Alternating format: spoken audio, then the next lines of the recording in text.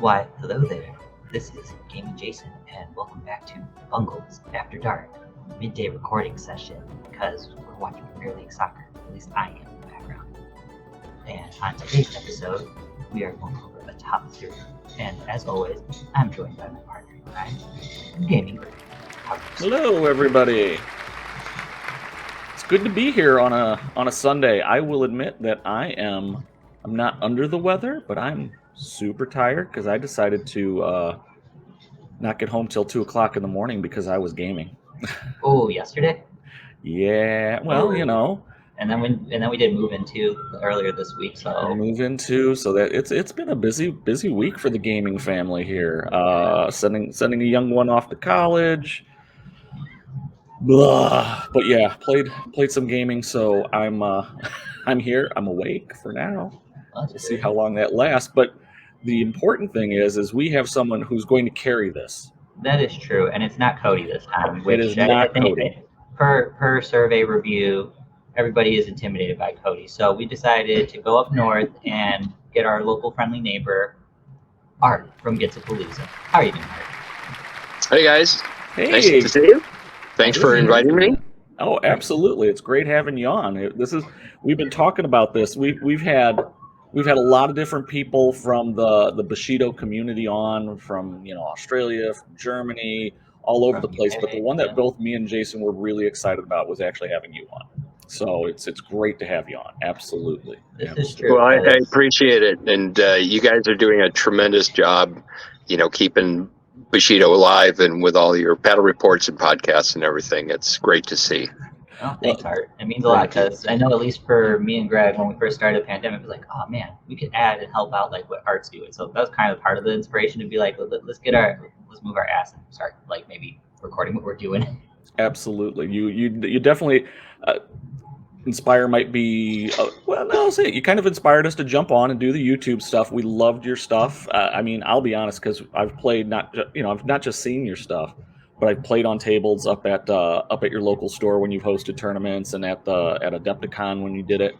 I love playing on your boards. Your stuff is absolutely gorgeous. I can never, as much as I would like to match that level that you have, not just the painting but the boards themselves and the terrain. I just can't do it. Yeah, I had about I haven't been very active in Bushido lately. That's not because I'm rejecting it. It's just been the last couple of years have been really crazy, and it's been hard to get people together again. But yeah, I had 2 years of absolute berserk, falling in love with Bushido, and deciding that a game that good needed a good playing surface. I mean, it really, even my other wargaming tables, I always try to take time with. But when you have a game that is played on 2x2 board, the amount of attention you can give to the playing surface is tremendous. Yes. And I tended to overdo it a little bit, I think.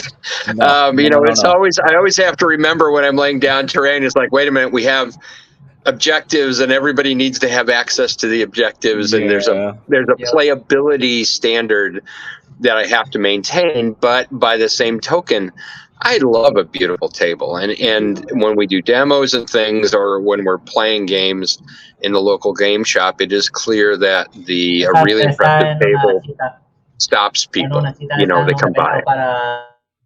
Yeah. So it's I know we again, I love it. It draws the attention. I know, like at this year's Adepticon, we had just one table, and we really weren't demoing anything on it or whatnot. We just had a table out with some miniatures and whatnot, and people were stopping by and looking at it and and on over it. I mean, Bushido as a game in general. What I remember when we were deciding which game we want to get into, and we were looking at different. Me and Jason were talking about it. We were looking at different feudal Japanese type miniature games, and there was Test of Honor, or we could just go with the generic rules, which were miniature agnostic, which was Ronin, and then there was Bushido. And Bushido because it had more of the fantastical elements to it with Onis and Bakemono and snake people, Nagas and stuff like that. It's like that drew me in, and then just the whole aesthetic of it. It just really, really appeals to me. And And I just love it. And I remember putting the terrain together. It was probably the fastest I ever put together, and actually painted it so I could. And that was even before we were taping. It was just so that way I could have stuff that looked really cool. And again, a lot of that credit goes to you getting me motivated to do something. So again, really appreciate everything that you've done for the community, and hopefully things pick back up in the Great White North of Wisconsin. And I'm certainly not out of Bushido. I'm just I just have my hands full right now. No. I got a lot of family stuff going on, and I also just deposited a child at college. So now we are empty nesters in the grand scale, as I have one of my sons is 1,400 miles west, and the other son is 900 miles east. Ooh, so the nest is really big right now, and it's definitely empty. So this is actually our first weekend without the kids. So wow. We'll see how we do. We're going to start by cleaning the house. That's a good thing to do, because that's what I did with my sister. I helped her clean her room before she left, and it was an endeavor. That's what, and I'll say we're in the same boat, because when we sent her off, we're painting a kitchen. That's what I'm avoiding right now. So I'm all good with this. I'm enjoying this. This is much better than painting miniatures. Better than painting a kitchen. Just gonna lay that out there right there. Every day. So yeah, it's really good to have you. And again, people have seen this format, that what we do, and the reason why we wanted to pick you for this one specifically is because when I've gone to tournaments, or even when we've just played casually, you've always and you've played other things, especially on the videos and whatnot, but Savage Wave seemed to be your thing. I will say I still get the shakes every time I see a particular Savage Wave list, because it just usually steamrolls me, and then I'm sad. For me, it's interesting because especially this last Adepticon, I know, at least in the community, definitely Bakemono seems to be, everybody's like, this is the way. But then with all the Oni showing up, that definitely threw me for a loop, because we had, 4 or 5 just like, I am playing straight Oni Beat Fist, and it was just wow. Yeah, it was fun to see so many Savage Wave armies at Adepticon this year. It's Greg and I talked about it a little earlier today. It's interesting that it is, even though it is one faction, it functions more like 2 factions. So, you don't see many lists that are mixed Bakemono and Oni. You either see Oni-based lists or you see Bakemono-based lists. But that's actually, so, if they were ever split, that would be fine. But the fact that it's not doesn't really affect the way it plays or your ability to do it. It just gives you more options. And I certainly have got my favorite Oni list, and I was doing a lot of Bakemono lists at the end of my when I was videotaping and getting stuff up, before COVID hit. Yeah. So I certainly have found pleasure in both lists and found them both to be successful. I don't think either one is the way I play it, neither one is a tournament winner necessarily, but they are both fun, and they're competitive enough that people have to take you seriously. Oh, yeah. And I really like that. Yeah, and they both have, I mean, I'll be honest, both of them have their strengths and weaknesses.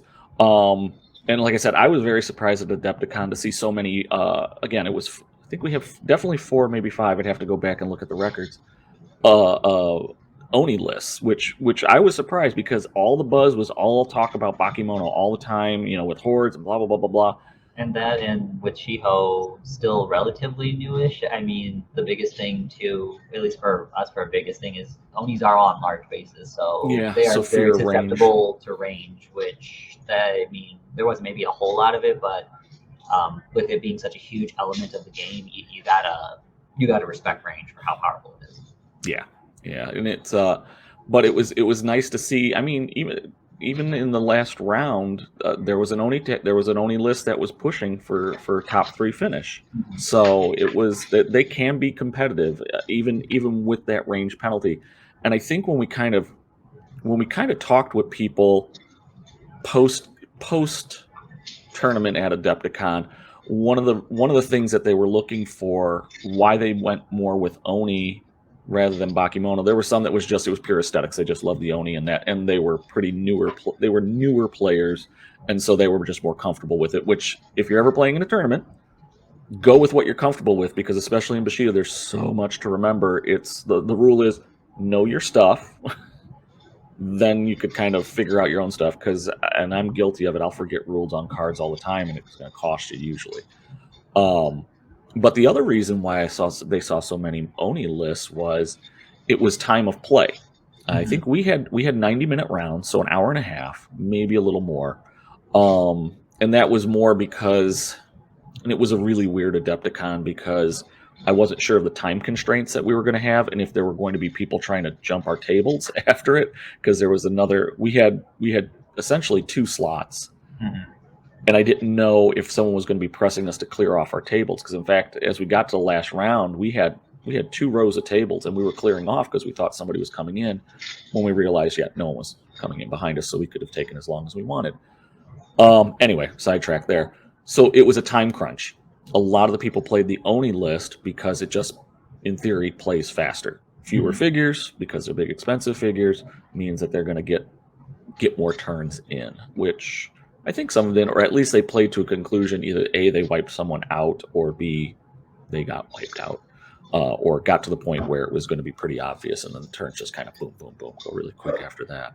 Pretty much. So, yeah, it was a learning experience, and again, I'll admit I love the Oni. I think I like the Oni a bit more than I like the Bakemono. I mean, the Bakemono are cool, but those big Oni figures are absolutely gorgeous, and again, I like being a direct person and beating crap down, so it appeals to me in that manner. Yeah. So, with saying that, this one, I'll say this top 3 was a bit of a challenge to put together. Yeah, a little bit for me too, because I felt, I mean, if I was looking at everything in a vacuum, then I wouldn't touch probably any of the Bakemono, but at the same time too, I had to mend my thinking a little bit. It's like, let me see it as a whole as how they interact with kind of each other, or like a theme specific list, because if I was looking at like individual models of Bakemonos would not be in my thinking for just like, yeah, it's cool, but Bakemono can't do anything else if it's not being played within the Horde. Yeah, it's, and that's the key. It's you're essentially dealing with 2 different factions, and there's lots of pieces. The Oni ones can be a little easier to deal with, but those Bakemono, they are, we were talking earlier, Art. It's, you're looking at it as a whole because it's a whole group of them, but there are specific figures that do things that contribute, and I think that's when I was putting my top 3 in. And again, it's blended because it's all one faction. I was kind of looking at, okay, yes, this isn't just this one figure in this Horde is not, it serves a very specific purpose, and it does a specific thing that if it's not in that Horde list, or the way I play the Horde list, or other people might play the Horde list, it's not going to perform as well. And so that's my mindset that I went in with it. Again, the Oni were real easy. What's the biggest thing that could beat the crap out of stuff? This guy. Done. He's in. But yeah, that's kind of my thought of my process on that. Like, and we had talked about that, right? Art, just a bit. Yes. Also, just to mention, just too, when I was looking at some of the other Bakemono, or not other Bakemono, but just some of the Savage Wave stuff. Those demon animals in Savage Wave, oh my god, they kind of scare the hell out of me. It's like everybody complains about the silverback. I'm like, I'm sorry, have you seen some of these like nasty ass things that are in Savage Wave? These things, if people played them more, would definitely. I get why the silverback is definitely talked about, because it's just cheap. But some of those models that Savage Wave has in the holding that I just don't see that often, I'm like, crap. This is a very scary animal model that will rip through a lot of things. Yeah. So with all that being said, we have, I don't want to say we've drawn straws, but we're going to let Gaming Jason go, because Gaming Jason's house is quite the hubbub right now. So Gaming Jason, we'll let you roll into your top 3, and what are we looking at? So we're starting with number 3. We're going with number 3 here. So while I was looking through the list, or not looking through the list, looking through the app, thank you, guys, just kind of looking at different models in here, I came across a very unique Oni that kind of struck a chord with me, because he is very similar in some regards to another model that I absolutely love, our Lord and Savior Wasapu.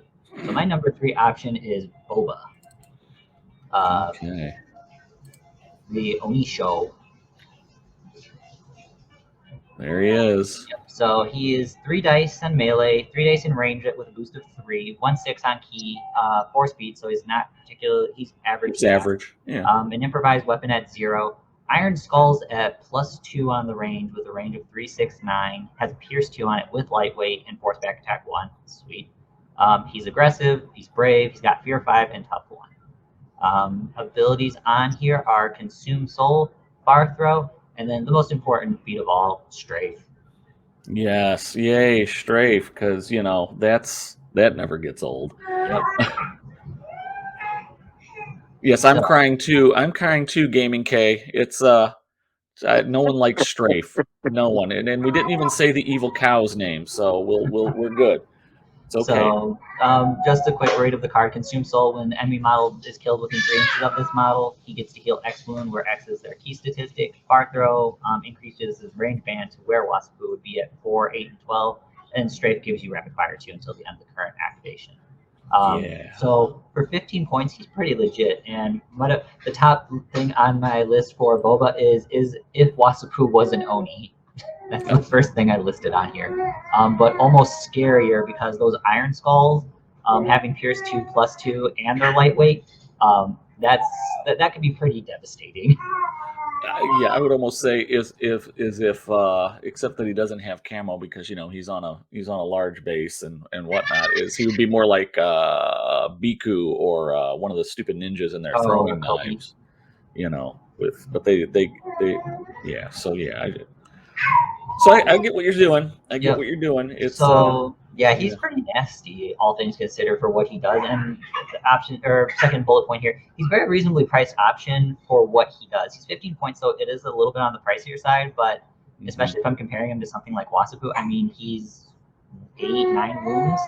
Plus, he's got the survivability factor where if he does get engaged, it's not the end of the world, even though he is aggressive. But I mean, he can still hold his own and fight back. Otherwise, I mean, the only thing limiting him is that he's P1, so he's not going to stripe all the time. But I mean, when he does, he will make his presence be known. Yeah. I think he's a fairly decent. He's a decent melee brawler, aggressive, and again, I think that's going to be a weakness across all the Onishu. Is that aggressive, which it is what it is. But if you're playing him as a range threat, which he's a legit range threat with lightweight, you know, he's not getting the penalty for moving and throwing.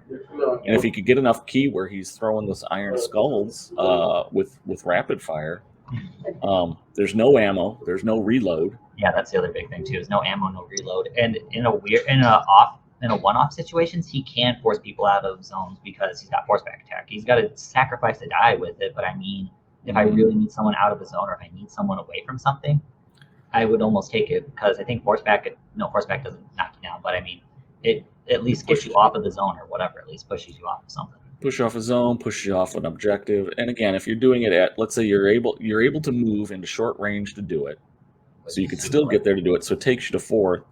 Throwing 2 dice on 4s, it's doable.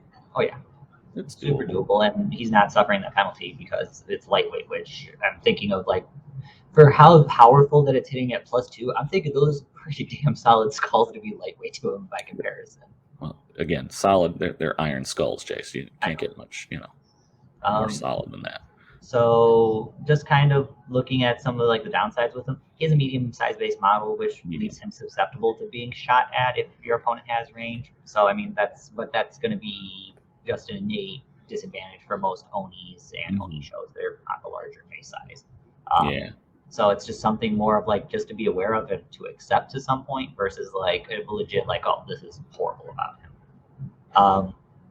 Points 2 and 3 though are definitely something more to be aware of. Having innate aggressive, that definitely can hamstring him, especially if someone's needing to shut down that range capability, because effectively he's not going to be able to disengage, so he's going to have to kill what he's fighting, and he's not necessarily the best killer. He can fight, but you really don't want him getting tied up if you can avoid it at all costs. Yeah. Point 3, after learning how ammo works and why controlling Wasapu to in a sense is not as useful as it can be. His low key value leaves him super vulnerable. So for him to get controlled, and all of a sudden you've got an Oni, you have him starting to chuck those iron skulls at your other bigger Onis, which probably could be large bases, and if you're not careful, they're on their back arc. He could start shredding your own Onis apart. So having him at key value 1 definitely could leave him to some vulnerabilities if you have the ability to get some control markers out there. And that the fact is that he can actually use his range and really mess some stuff up on your own side if he gets controlled. Yeah, I mean, even if that's a really good thing, especially because control seems to be a greater and greater. You're seeing it more and more in tournament lists, maybe not in the casual game as much, but you're definitely seeing it as something that's taken in tournament lists to give an advantage. And again, with that lightweight against if you're doing an Oni heavy army, large base, so that's going to be a negative. That's going to be a -2. It's bonus of 2. So if he gets to close range, he's 4s. He's taking it down to 2s. And he's on 3 dice. And if he's surprising someone because it's in the back line for somebody, your target number is 1. So yeah, and it's easy to roll an 8, and then success level 8. Success level 7 still. Success level 7 still. Yeah, that's the max. you still get the 1. You can't hit 0 on there, so you're still, again, success level 7 on the chart. I mean, like, an Oni is going to definitely feel that at dice plus 2, even if they have tough 2. Yeah, that'll be a chunk of their wounds there. So that is kind of frightening. So yeah. So that's the only reason why it's like he's really, really good. But I do want to, at least for those people who'd be interested in using him, I will point that caveat out, because especially if someone's either new or really experienced into the game, they will probably see that and try to absolutely capitalize on that. So either kind of have Boba doing his own thing going solo, or just be aware of where you're putting him, especially if it happens early game where someone can, like Mizuki, can just be like, boom, snipe out a control marker from like 12 inches away. Or far throw at the mind controller. Target priority. Mind controllers, children, and what are our target priorities, Jason? It's usually small children, animals, and then mind controllers. Anything that mind controls. In that order. Small children are scary in Bushido. Just remember that always. Yeah. Okay. so that's my option number 3. Like I said, he hit a personal chord with me because, like I said, I could see a lot of similarities between him and Masabu. Mm-hmm. All right. So what is then your number 2, sir? So in our conversation that we had beforehand, I did mention where it would be difficult for me to justify taking a Bakemono unless I open my thinking and kind of how they actually work, how they're intended to work, versus like, oh, this is like a solo mini that I take by himself. Mm-hmm. So my number 2 option, I took a Bakemono and I took Tuhin. Tuhin, the horn blower. The new one. Okay. Yep. There you go. I almost took the Juju vomits up the eggs, but it was a 50-50 kind of split between those two. No, this one I'm going to agree with you, but go for it. So who is Tuhin? Tuhin. He's a Bakemono. He's got 1 die in melee, but he can boost it 3, moves 3 inches, range 1. He has 1 key generated, but it goes towards the Bakemono Horde communal card. He's unarmed, so he's -2, so he's not really meant to be fighting, as he has a gigantic Bavarian horn, so that's okay. Camouflage 6 inches, so that's actually kind of interesting to help keep him a little bit protected. He's cowardly and he's tiny, and he does have 1 key feat, which is Rally. So those are pretty much that's his basic stat line. Rally, for anybody who's not familiar, removes all frightened markers from friendly models within the pulse, and it's an 8-inch pulse. So for Bakemono, that's actually rather big, because frightened is kind of one of the downsides I've seen personally to them to kind of help keep them at bay. Mm-hmm. The reason why he hit my number 2 spot, though, is his unique effect. First time that you use Summon from the Shadows key feat, each turn you do not mark the T box, which allows you to basically use this key feat twice. That benefit as a whole, especially if you're playing something more with the Bakemono Horde, that is like critical. The fact that you can effectively summon 2 Bakemono a turn. And I mean, for those who aren't familiar with that, Bakemono have a communal card that one of the abilities for 6 key, they can summon up little just grunt Bakemono, just as kind of like an endless horde kind of thing, and it's a communal card, so all the Bakemono contribute to that card. So you're going to always have key on it. Yeah. Now, Art, you used to play Bakemono far more than me and Jason have, and it's not very prevalent in our meta. but they made a change to that summoning, didn't they? Yeah, originally you could only summon one Bakemono a turn, and then when I was playing them, they did an amendment that didn't have that limitation. And I confirmed that with Jason Eno, so I wasn't misplaying it. And it's been a while, so I don't know if they've changed that back. Yeah, they changed it back to just once per turn. Yeah, and I don't know. I think Bakemono would have a rough time only summoning one per turn, though. I don't know. Maybe that all the new hotness with the Bakemono covers that. But there are so many really good armies out there that have war bands that have super effective fighters. I mean, it was not unusual for my Bakemono to get taken out in one swing, not one melee exchange, one swing. Yep. And so I was never sure how you would make Bakemono viable just by summoning one. It just didn't seem like you'd have enough bodies to survive to score the objectives. But obviously, somebody's figuring that out, or they wouldn't have made that change. So, and I'm biased. I have 1 million Bakemono painted. I want to see them all on the table at the same time. They're cheap enough where you can get really close to it, but yeah. That was how many you take on the profile card. Yeah. That was just delightful. I can't remember what my top was, but at one point I figured out how to max out the number of Bakemono on the table at the same time, and I was never happier in my life. So, yeah, that would. There's not. I mean, again, most Bakemono, they're not going to. But when you start getting the numbers on them, and then there's a couple things where if they could get group, they could get coordinated attack. They just become really, really scary in those numbers. Not as scary as some other things that are that cheap but I think fight a bit more effectively than them. But you definitely get that feeling of when is it just going to stop? There's just more coming and coming. I think and we've said this, and other podcasts have said it. The most important resource in Bushido is activations. And when you play that much of a horde, you could just out-activate anybody. I mean, even unless they have endurance or tireless. They're still going to get taken. Ninjas are still going to get out-activated. Eventually. Activation, Hagane, who's like, I can keep going all day like that, and Jarners are fun. Eventually, she's going to run out of stuff to do. She might kill a bunch of stuff, but she'll run out. Yeah. So I think they were taming that down a bit because, it would just be a matter of, all right, so you and your 5-figure list, it doesn't matter whether you have, 5 pass tokens. As soon as those Bakemono, as soon as 2 cheap Bakemono jump you, now you're exhausted, and he's still in, all 5 figures all 5 of your figures are exhausted, and he's still got 5 figures to go that could jump you. So, yeah. And I think what I was doing, undoubtedly playing it wrong, but probably not. I was buying expensive Bakemono. I was buying all the cool, expensive, janky Bakemono, and then just summoning in the cheap stuff.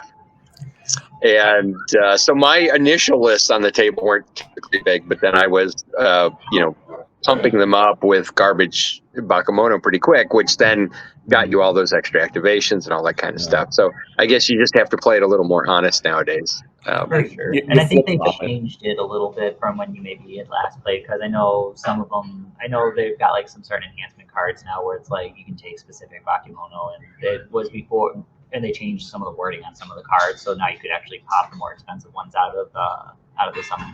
Yeah, because there were some that didn't have the Horde keyword, but there is a card that gives you the it's called the Endless Horde enhancement, and it gives you could have up to 3 models get the Horde keyword on it. So then, nice. So then everybody gets like the really nasty ones like Ugh and Dick, and they're just like, yeah, you killed me, I'm coming back next turn. You just have to have them. I think you have to have them on the board to start with those, because it gets a little weird on that one. You can't summon them back unless they were part of your original list. Is that right? Something like that. I can't remember. Well, with the Horde, they have to be part of the original list because the enhancement is what gives them Horde, and they Right. didn't have Horde to begin with, if I'm right. And I'm sure someone will correct us if we're wrong. Yeah, her So, but that's Savage Wave, especially with the Pokemon, have some really weird caveats, because I know there's the same thing. One of the people that were coming to our store locally was talking about, like, with the Rinchon putting like the suicide mushrooms on them, and it's just like, yeah, I can swing endlessly. When you kill him, guess what? He comes back and he's still got all the mushrooms. I'm like, no, I don't think that's quite how it works. Yeah, But they lose equipment it's, and things. it's just trying to find that clarification with it, because they can recycle so many figures. Okay. So otherwise, I mean, for quick notes on him, I mean, he's the summoning master, which we talked about. The big thing that I just want to again try to emphasize, along with the summoning ability, he does fill a critical role in the hordes, which is, I mean, for me personally, is rally, being able to take off fright markers, because again, fear sometimes is the only safeguard measure you have from not getting swarmed by the horde. Right. Yeah. So, especially Fear 6 with a whole lot of one key models that could be crippling. And especially since they're cowardly. So I mean, it's to me, tuning definitely fills a really vital role to that. And the summoning ability is just icing on the cake at that point. If they didn't have it, just with the rally, I mean, for 7 points, yeah, it's worth it. Sure. Yeah, and it's in 3.3 rice to get rally may seem it's really expensive, but keep in mind you're drawing from the Horde card, so Most 3 rice is kind of a drop in the bucket to be able to wipe out all frightened markers within an 8-inch pulse. Considering most turns you're probably pulling in at 12 to 15 key when you're generating your key at the beginning of the turn. If you do it right, yep. That is true. And so that's pretty much it. The only weakness that I could say is that if you count him alone in a vacuum, he doesn't definitely. It would be more difficult for me to put him here as a number 2 rather than like an honorable mention. But again, I changed my thinking of how I viewed it, and that's why he's my number 2. Okay. I don't disagree with that. He's a solid number 2 for Horde. And again, if you're playing Horde Bakimono and you want to get those extra, having 2 summoning, you're doubling your summoning, so you can't go wrong with that for 7 points. So totally believe that. He's definitely vital. To probably get to him if you're playing it right, because he'll be in the back. Yeah. Well, that's not necessarily a safe place, but it's still they're gonna have to get to him. All right. So that takes us to your number 1, Jason. So number 1 was one who I fought more against at Adepticon, and after fighting him, I'm like, oh my god, this is disgusting. And there was a caveat that they had some enhancements on it, but it was still nasty. So I decided for my number 1 that I was going to go with an Oni, but I decided to go with Kimono Nushi, the 2-headed Oni. Oh, yeah. Okay, give me a second. This is where I get to do. Go ahead and talk. I'm going to do creative share screen. This is going to be fun. So Kimono the Savage, and then his alter ego, I think it's Nushi the Sadistic. So the model itself, it's the 2-headed Oni for those who are relatively new to the game. Yes. So then they got like a spear, they have like a shaman stick. So their big thing is that it's 1 Oni, but you get 2 profile cards. So I'll start with Kimono's card, and then I can go over Nushi's card. Yep, I'm getting there. Oh, it's all good. I'm pulling it up here on my end too, because my phone turned off on me real quick. So we'll start with Kimono the Savage. So for both of the profile cards, it's 27 rice, which pretty good for 2. Well, yeah, I mean, like, that's pretty decent. 27 for 2 profiles, yeah. For 2 profiles. Melee skill is 3 with a boostable at 3. He moves 5 inches, so like a lot of other Onis, they're actually really quick. At least speed-wise. Not all of them have light-footed or anything, but yeah. Thing 1 second. So yeah, he's so I was busy doing things, so I'll pick up here for gaming Jason as he controls. Apparently something crazy is going on in the soccer game that Gaming K is watching. So cost 27. He's an Oni. This is Kimono. Kimono. I always get those names bad. 3 rice. Yeah, 27 rice cost, but you're essentially getting 2 separate profiles for that cost. So I think that's always a good deal. He has a melee pool of 3, which can be boosted by spending 3 rice. Moves 5, so above average speed, but and also keep in mind that's on a large base, so he could cover a lot of ground. No range pool, 110 on his key stat, so he could hold a lot of key, which makes sense once you look at Ushi the Sadistic's profile. Club +2 melee strength with brutal, pierce 1, and powerful attack 1. Traits of aware, Bravery, Indomitable 2, Oni Rage, and Strong. Melee, Strong is in the melee, which that's weird because he's not going to be throwing anything with a range pool of 0. And he's Tough 1. He has 2 key feats. The first one, which you can use once per turn for 1 rice, is an instant. Pulse of 3 is Consume Soul. Basically, if something dies, if a non-soulless model dies within 3 inches of him, he could consume his soul and heal, I believe, his rice cost back. Which, if I actually, let's see, It's their key. It's their key cost. yeah. Oh, their key. Yeah, their key value. So right. like key 2 or something. Yep. So he can heal himself, and then That's okay. He was just excited to watch Man City and Newcastle tie. So spoilers for those who haven't watched the replay yet. You ruined it for me. Oh my gosh! Because okay, we all know how tomorrow's game versus Manchester United and Liverpool is going to go. It's going to be an epic slapdown. Anyway, so an epic slapdown goes right into Kimono's second ability, Savage beating. Such a segue! Wow. Segue. That's how I don't Bungles it. Mm-hmm. So Savage beating, model gains combo attack 0 for their current activation. So having access to combo attack is super cool. Especially as we all have dreaded the skeleton horde and their durableness. Getting access to combo in any situation is really nice. Mm-hmm. Mm-hmm. And then his unique effect basically is just explaining how the switching between the profiles work to kind of make it easier to understand. Basically, all of the effects from if it affects one side of the card, it's just going to transfer over to the other side, including wound boxes. So it's not saying for 27 rice that you effectively got like a 24 wound model. They share the same health track, they share all the same stats and conditions. Yeah, and it's not a way. It's also not a cheap way to remove states from him either. So that way, if you put a burn marker on Kimono, you're not going to just say, okay, well, I'm going to have him beat Uji, and all those state markers go away. No, they stay. Yeah. But so do the enhancements too. Mm-hmm. So that's something. Also, the other nice thing, which I just realized now, he can move through destructible terrain and he can just destroy it, which that's right. I think that's an Oni trait, but yeah, that's kind of nice. I thought that was only on a couple of them, but I mean, even being an Oni trait, that's awesome. Rice Bell Barricade, I don't care. Grinto, oh look, I just crushed it. More importantly, Kenshi portals. Yes, that too. They just stomp them. Pretty much. So I'm happy about that. So that's Kimono's side. He's a pretty decent model, all things considered. Yeah. But definitely, at least during Adepticon, in my experience, a lot of people were really not using his side. They were using Ushi. Yeah. For good reason, especially once I go into a little bit more talking. So Ushi the Sadistic. His profile rundown. Who's an Oni? He is melee pool 2, who boosts at 3, range 3 with boost of 3. Which I guess if you give him a rock, he could use that. Or he has a whip. He has the whip. Oh, that's right. He does have the whip. So he's got a whip. That's good. Speed 5, so he still adjusts his path. This is the big improvement. He goes to key 3. If you go with Ushi's side, so he's not as good of a fighter, but my God, he pumps out the key. Yes. He has a club which is brutal 1 and push attack at 1 at 0, so he could clear out his zone if you really need to push someone out of it, but it leaves him really kind of hamstrung.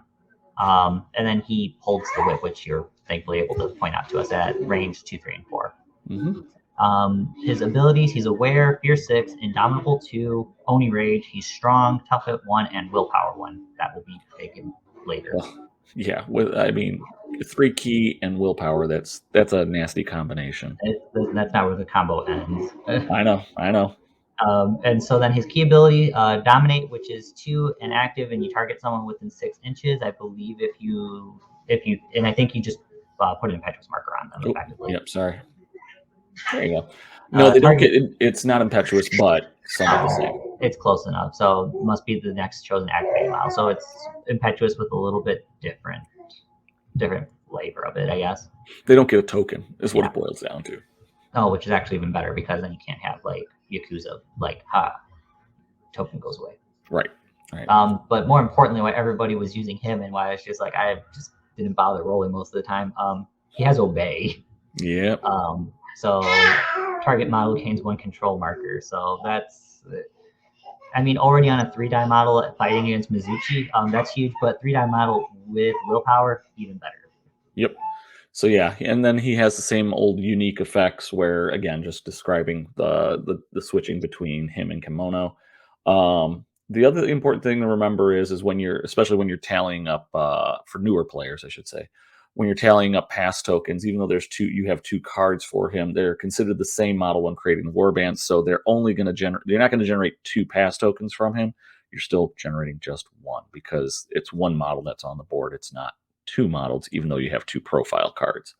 So they kind of clarify that on the card too. And again, the whip itself, so now he doesn't get to destroy terrain when he walks through it. So Jason was right. Not everybody gets that. But models suffering wounds from this model's range attack gain cowardly until the end phase. So if he hits somebody with the whip, they get to be scaredy cats, which is good because if they weren't, I would have a little bit of some concerns, and I would need to be writing Jason about Kings. Yeah, but then they have, considering he's a Fear 6 model, them being cowardly is always a bonus. Yep. So yeah. So why I took them, so first off, their first thing was his double trouble, which I mean, just flexibility between being able to switch between both profiles is nice. Mm-hmm. Like I mentioned earlier, though, a lot of people, at least in the tournament, were using Ushi for good reason. There is an enhancement card. I believe that's a Savage Wave one. I have to look it up. It effectively gives you an additional key value. So he becomes key 4. It is, because I may or may not have this one. Spoiler alert, I may or may not have this in my top 3. Spirit of the Consumed gives +3 key statistic. +3 or +1? +1. Sorry. Okay. +1. So he's 4 dice plus willpower. So, I mean, he's basically the Cobra Eye of key abilities. Yes. He will be passing them because he's got willpower there. Even if he rolls quad 1s, he's still getting at least a 1. Yeah, and the other thing too is it could protect Kimono. Oh, that's true. Because the enhancement will flip over to there, so he becomes key 2, and generates key when you need to have Kimono do Kimono things, which is beat down the opposition better than Ushi would. Yeah, pretty much. So, like I said, with the proper gear, he's just a control beast. He's a nightmare to deal with. I don't think in any of the games I could get close enough to him. I think I maybe had a couple games where I shot him with Wasaku, but unless if you take him down, there's not going to be much of a way to deal with it. No. Kimono's a good fighter, and he's a good fallback if things go wrong with Ushi. Like if he gets engaged, that's when I would kind of see like it might be worth it for me to switch over then to the Kimono card. Mm-hmm. So that way I can have him try to beat away who's ever engaging me, and then the following turn try to get Ushi back. Kimono as a whole, he's good, but he really is getting the value for Ushi, to be quite honest, in my opinion. So I mean that's kind of where I kind of leave him at that point. I don't know, Art, do you think that Kimono kind of does a little bit more lifting for Ushi, or do you kind of see him as more of like Ushi's accessory and as like a fallback or a failsafe? Kimono is what you play when Ushi is done doing what Ushi needs to do, or when everything goes down the toilet and you just need a big fighter. Or at least that's from the way I play him. That's what happens. Okay.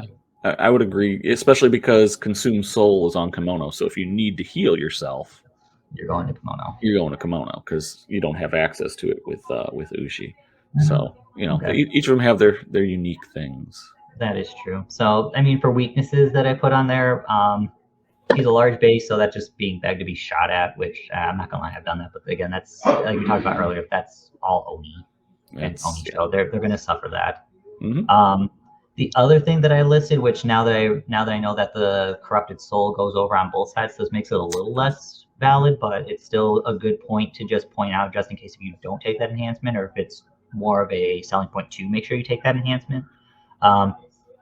He can be a little bit overpriced with just using Kimono, in my opinion, but he can also be a huge liability if he's at key 1 and then you control Kimono, and using him to go and beat up other Oni, he can do that very well. You're not going to really worry about Ushi being controlled, but on that one off chance that you switched over to Kimono and then a Dark Secret or someone threw a control marker out there, on 1 dice, and most control tests are at test level 6. There's a high likelihood that control marker is going to go on him if he doesn't have that protection of the corrupted soul. Yeah, or Consumed Soul. Consumed Soul. Yeah, it's a legit fear. So yeah, you got to be careful with that. But again, if you're in Ushi mode most of the time, it's not going to be an issue. But when you are in Kimono, that could be a problem. It's just something again to be aware of. Mhm. I'm not trying to scare everybody that control's a bigger thing, but just I know like our local metal and just in general, control is starting to be definitely talked about more and more, and Mhm.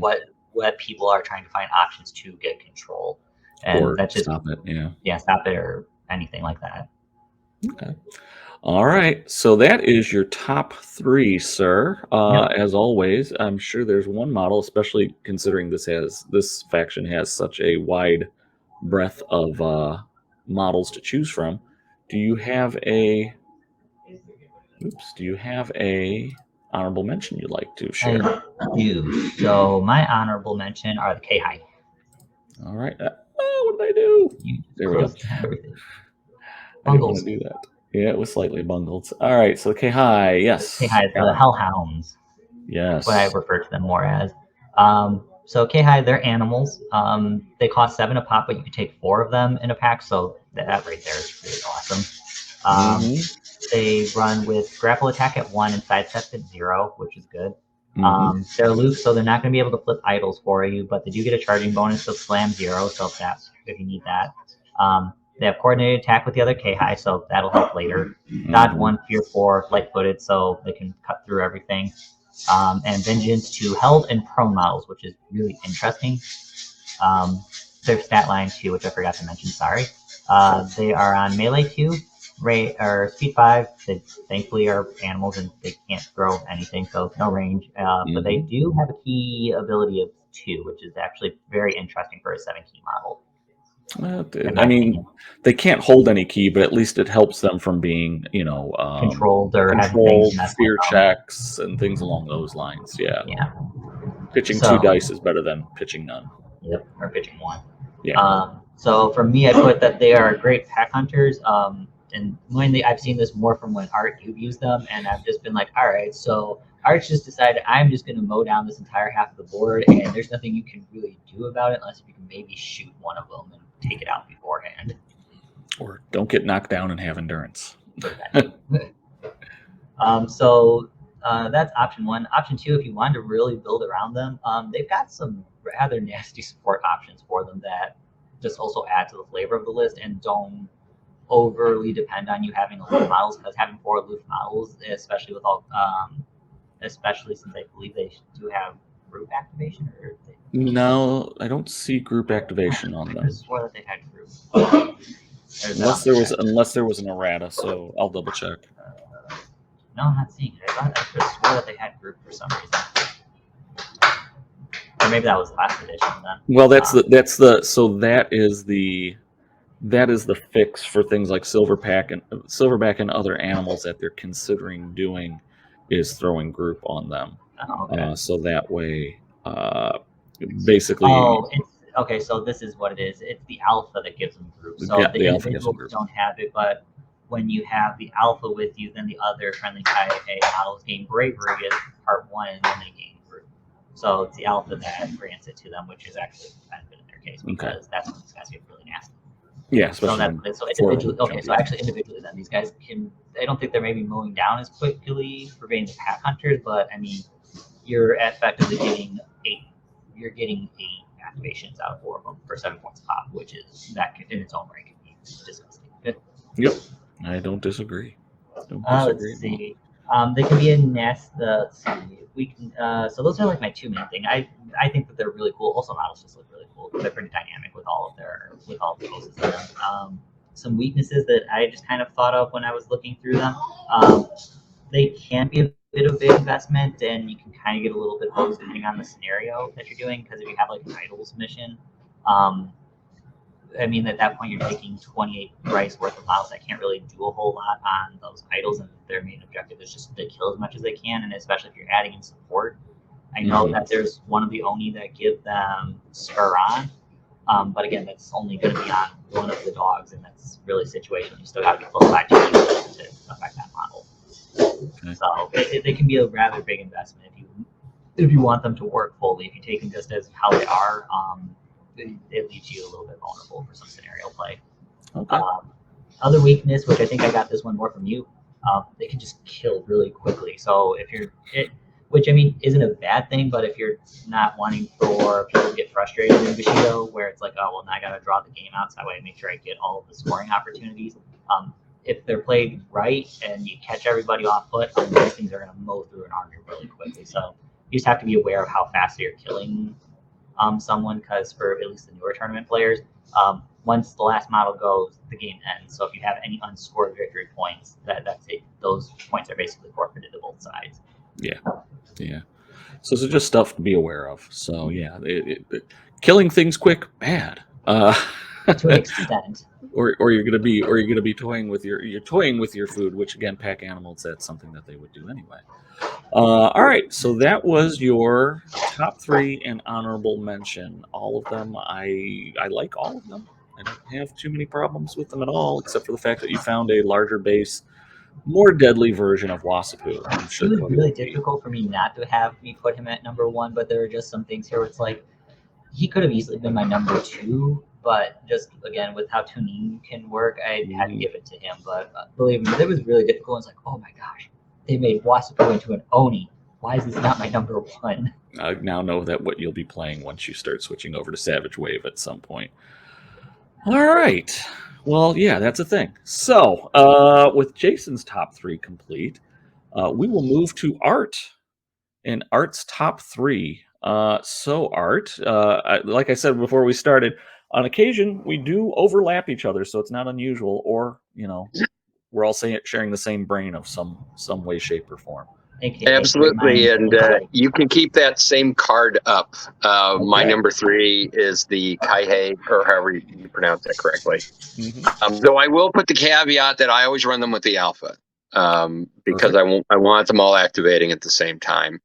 Obviously, I don't have to go over all the details, and because I'm doing this on my phone, I can't actually see the card. Well, you know what? It's this big. It's this big. It's tiny. So what I'll do? So we've talked about the Kaihei themselves. I'm going to run really quick through the alpha, and then you could talk it. Just because, again, I'd always say this would be this would all of them together the way they work. I would say that's definitely one slot. And again, they're cheap. So yeah, between the two of them, if you take the Kaihei with the alpha, because the alpha is 12, so that's 14, points, 28 so, plus. Yeah, you still got lots of room for stuff. So, just to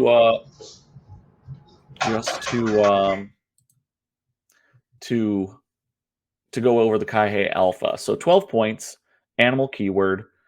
3 melee pool, 5 movement, so fast as just about everything. It's an animal with no opposable thumbs, so it's not shooting anything. Key stat of 2, but can't hold any key. Its bite has a melee pool of +1, grapple attack 1, and sidestep 0. So if you wanted to hold, remember that all the Kaihei have vengeance, prone, and held. So where does that prone come from? Well, the alpha comes in and holds them. It has bravery, coordinated attack Kaihei, dodge 1, fear 4, leadership Kaihei 1/6, so that means it's going to boost that leadership if they really do need to make a fear check against a 5 or a 6. Vengeance held and prone. The back of the card, which Jason kind of alluded to already, unique effects, other friendly Kaihei models in the warband gain bravery and group. So again, really making sure that should you run into some kind of fear thing, you're going to be able to handle it. And I think group is what really makes this really nasty, right, Art? Yeah, and I'm not going to obviously go over everything, but in general, you've got a 40-point chunk of 5 figures that really do complement one another. They have group activation, not the alpha, but the Kaihei do, and as a result, you can get across really fast. You can get across the board really fast in a hurry.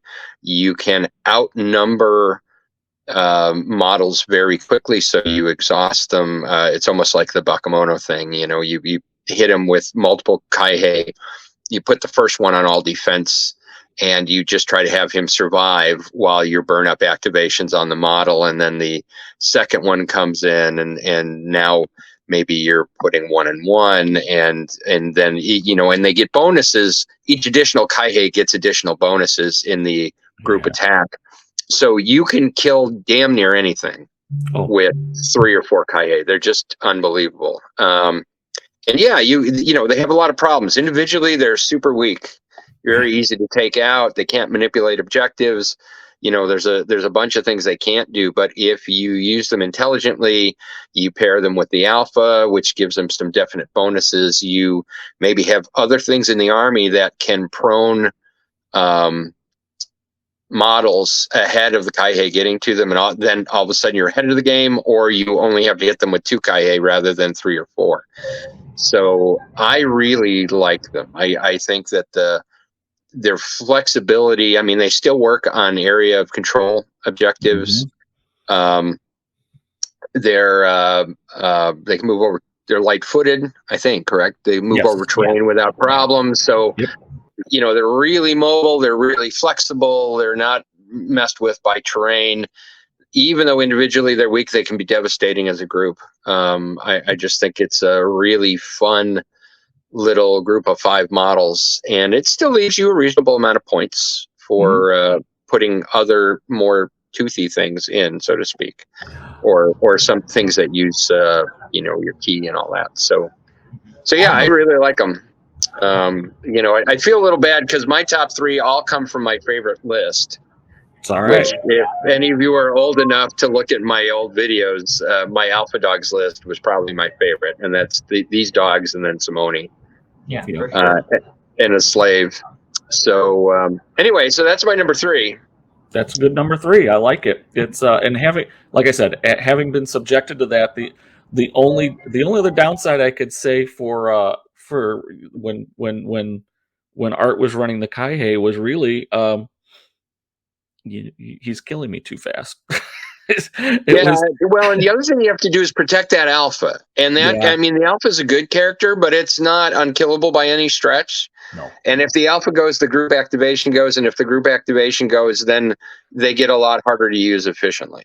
Yes, I would definitely agree with that. So if you're facing them, you know, if you're facing a list with this group, the alpha is definitely a prime target.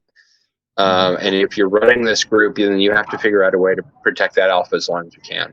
Yeah. Or if they'll make the changes and then just give them group innate, and then that almost wants to make the alpha obsolete. But at this point, I think that being fixed, then we've been talking more with like our top 3, and hopefully this has been pointing it out to some people. Throwing group on everything and just calling it a day may actually lead to some rather nasty or unintended consequences. Yeah, I think this is one of those cases where it can be, especially when there's 4 of them. Most of the other ones that are going to get group are going to have 2. I can't think of, some of them have 3, like the snakes for Ito and the crabs. Yeah, but even those, I think they innate have group. But I mean, even though like some of those like 2 furs that like have group, like 2 silverbacks, I mean, like I have no issue taking 2 silverbacks and just having them gang up on someone, or 2 cowboys and just being like, oh well, now we're just playing ping pong with 2 bulls. Yep, and some of that is we're just speculating too. We don't know exactly what they're going to do.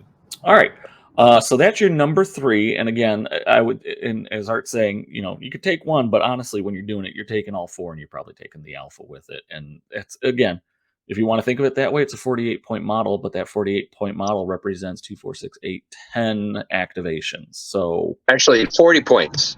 40 points.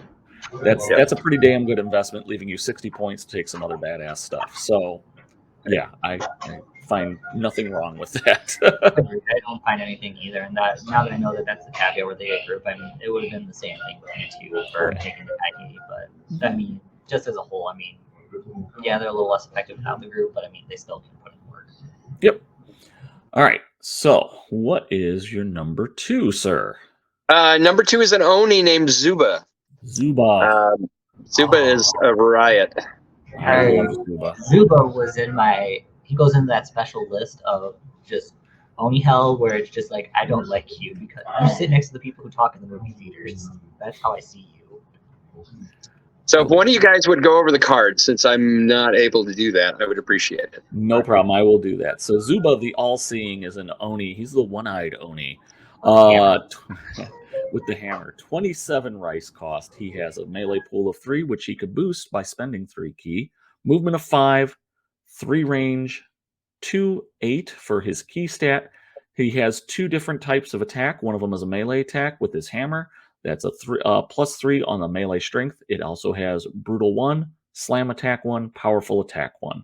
He also has a range attack. That's a special. It's called Ground Slam. Sweep Attack 0, and its range is 6 at medium. So it doesn't have a short range, doesn't have a long range. It's just out to 6, and it will always be in the medium range band. His traits, he gets the charging bonus Fearless. He gets and a +1 melee pool, so that actually takes him when he charges, he'll get up to melee pool 4, so that's really kind of awesome. He is Fear 6 because he's a giant one-eyed Oni with a hammer, so why wouldn't I be afraid of him? Indomitable 1, Oni Rage, 6th Sense, Strong, and Tough 1. He does have 2 key feats. One of them is Consume Soul, which is pretty much universal for all the Oni. 1 rice, instant, pulse of 3. Anything that's non-soulless that dies within that pulse, he can use to heal himself. And then he has Future Sight. So, Future Sight is a range, it's a key 2, instant, personal. This model gains Tactician 1 until the end phase, and enemy models lose Tactician until the end phase. So, if somebody's beating you up with lots of Tactician, just use Future Sight, you get Tactician, and they get none. Haha! Sucks to be you. Unique effects. Range attacks by this model are not modified by cover. So basically, it's kind of hard to, take cover when he's shaking the earth.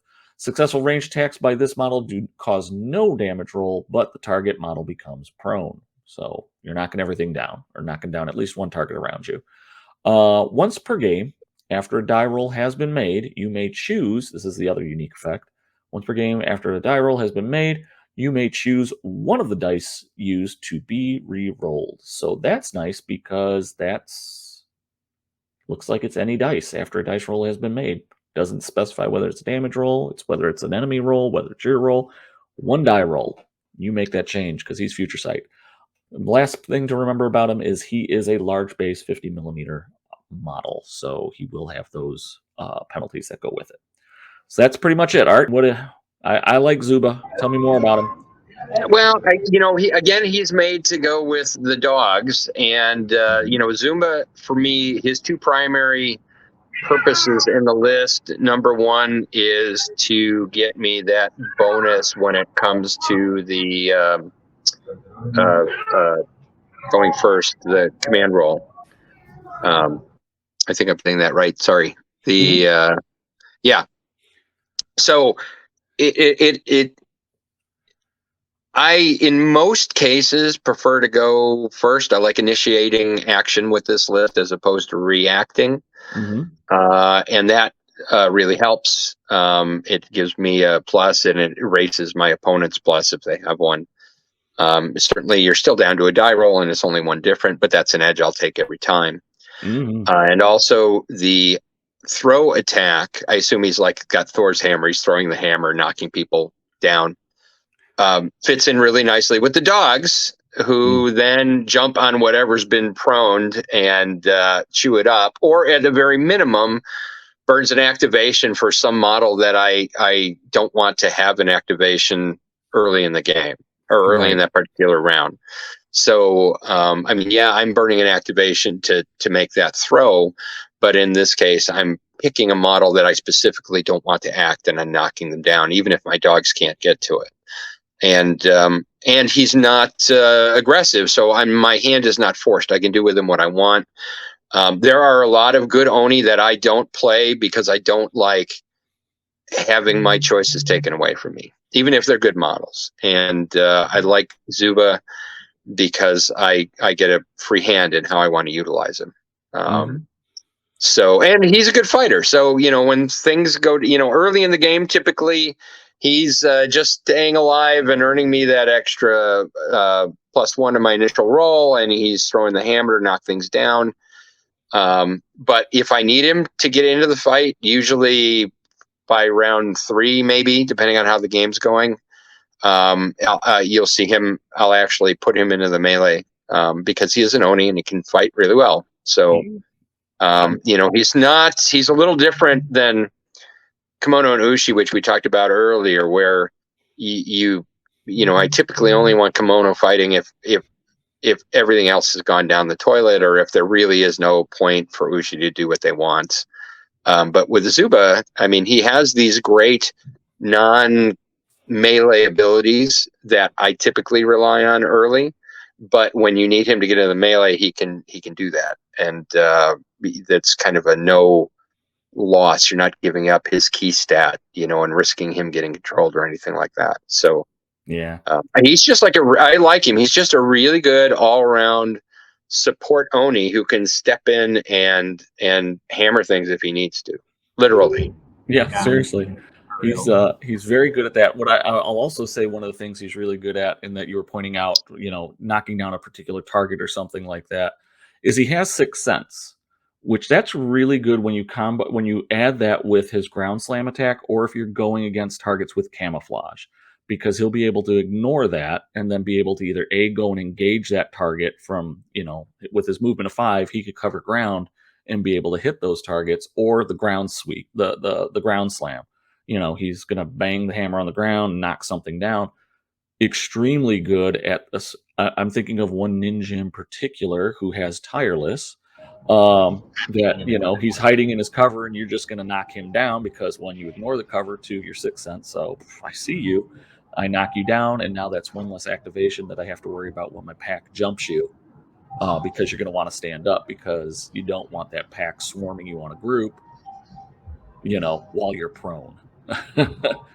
Right. And the timing of taking away activations, I think, is really important. I mean, because you're always trading activations for activations, but you have a choice about which activations your opponent's going to lose as opposed to yours, or you plan those activations into your strategy, but you're taking them away that your opponent already has plans for. I think that's a big deal. That can really throw people off. Oh yeah, for sure. I agree, Art. Believe me, I do that all the time in my Silver Moon. That is definitely my forte. If I can do it with a lot of my lists, and Zubo does that really well. And again, like you mentioned, him being able to go into combat and swing on that hammer with +3. The only one stronger than him is Raksha, +4. Well, keeping in mind that's +3 just on the hammer and 8. If he charges in, and then let's say he throws powerful attack up and stays at 3 dice, that's +6. No, that's if he charges in. Or is it +7? No, so if he charges in, so that's +2, so he goes to +5. If he does powerful attack with the charge, he goes up to +8. So +8. Okay, and that's a lot. That's a lot. I can't screw that up if I get onto the 0 chart. Because I'm adding 8. I'll get 1 point of damage somehow. That's all that matters. Against Fuku, and then Fuku's like extra die, and we're going as low as we can on this. Yes, that's what you're hoping for. All right. So yeah, I'll admit I was very seriously when my list I was wanting to put Zuba in, but I did not. But I do like it. One, I just like the look of the model to begin with, and 2, he's solid. I mean, just solid all around. And just to iterate again on how awesome Future Sight is, because this got used against me a couple of times. Yeah, Future Sight is awesome to steal Tactician, especially if you're like, oh well, if you don't have a failsafe built in, like at least I can for Silverman, I can build a failsafe in for not having Tactician. Losing your model with Tactician absolutely sucks because he steals it from you. So either you got to have another model with it or something with that. You don't. I mean, you don't. You just doesn't matter how many models have Tactician. So reading this correctly, this model gains Tactician until the end phase, and enemy models lose Tactician. So it just takes it away. Yeah. Period. So yeah, that ability by itself is worth its 2 key every turn. If you feel, unless if there's a reason why you need extra key, like that should most of the time be going up. Yeah, the important thing, it doesn't matter how good of a general or tactician you are. When you can see the future, you're gonna win. Pretty much. All right, so that's your number 2, Art. Now I'm excited. What's your number 1? My number 1 is going to be a retread. That's Kimono and Ushi. Okay. And again, primarily Ushi. Kimono's is kind of a last resort. I rarely make the transition over to him. Only if Ushi gets mugged and I just need to fight my way out of the hole. Gotcha. And so I'm not going to go into great discussion, but again, Ushi is not aggressive. I can use him however I please. That is a big deal for me. with Oni lists because they have some very distinct vulnerabilities to archery and things. I have to be able to do what I need to do when I need to do it, and I don't want to be dictated to by the rules on the card as far as how I can use them. Right. I also put the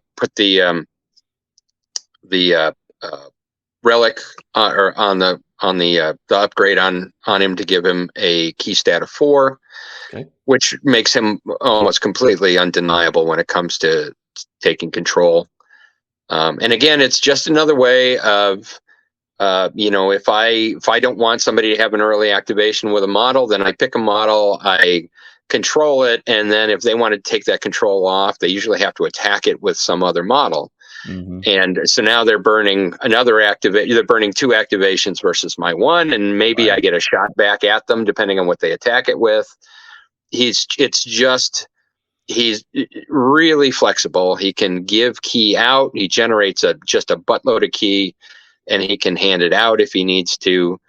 Unless you get something that could channel, he can't really. He doesn't have channel, but he does generate a ton of key. Yep, and he's got it, and he's got ways to use it. So it's just a really good. Again, it kind of fits in with the overall theme, where I have Ushi, can take control of a key model. Zupa can knock down a key model. The dogs can go after things that are prone. There's just it all kind of works together to be pretty effective and pretty frustrating. I'm sure it's a frustrating army to play against because denial armies are a thing. And having played one and played against many, they are definitely you're not going to make a lot of friends playing this kind of a list, but it is pretty effective. It is pretty fun. You can deal with a lot of different stuff. I mean, I love the flexibility of it. There's not just a single way to play this. I mean, there are, definitely avenues that you're going to be following if you're playing a list with these models in it, but there's still a lot of flexibility built in. And I like that. I kind of like the idea of, certainly in Bushido, if you're playing in one of the big tournaments, you need to be put together an all-comers list. And GCT does a really good job of making sure there are counters for just about everything. The one thing you have trouble coping with is an archery heavy list, a really good archer. But Bazenbo is just a nightmare for Oni. I was going to say Koi Archer bad. Anything that's going to get multiple shots out can be very, very frustrating with it. Bazembo could do it, but I always look at it's going to be crazy. It's like Kohai with the throwing knives. It's Biku with the throwing stars because they're able to throw out. They get the attacks where you have they're going to get the rapid fire. And they get 2 or 3 attacks on you. So that first one's going to be at and I'm rolling. Rapid fire is the one that strafe or whatever. It's rapid fire. That's the one that could really devastate you because, again, shooting at a large target, they're lightweight, so they're moving in, they're getting at the most optimal range. So you figure 4 or 5, but that realistically, because you're a large base and you're an Oni, that's dropping down. Or if you're the dogs. That's a medium, so that's still dropping down. So a 4 goes down to a 3 on the large base, a 4 goes down to a 2. So that first one coming out, if they're throwing 3 dice, if they get that 8, that's on success level 6. And then the next 2 attacks are only up 1. So you're looking at, so it goes from 2 to 3, and 8 becomes 5. And you can do that twice if you get the dice to go your way, which on 3 dice, more than likely you're going to get 8 unless you have my dice, in which case that's not really going to happen. So yeah, you could, and you have a lot of wounds that you could take it, but success level 7, success level 6 and success level 5s, it doesn't take a whole lot. Yeah, you're going to remove 1 because of tough, but you could take 15 wounds you get where you get to 6 wounds. That's 15 wounds.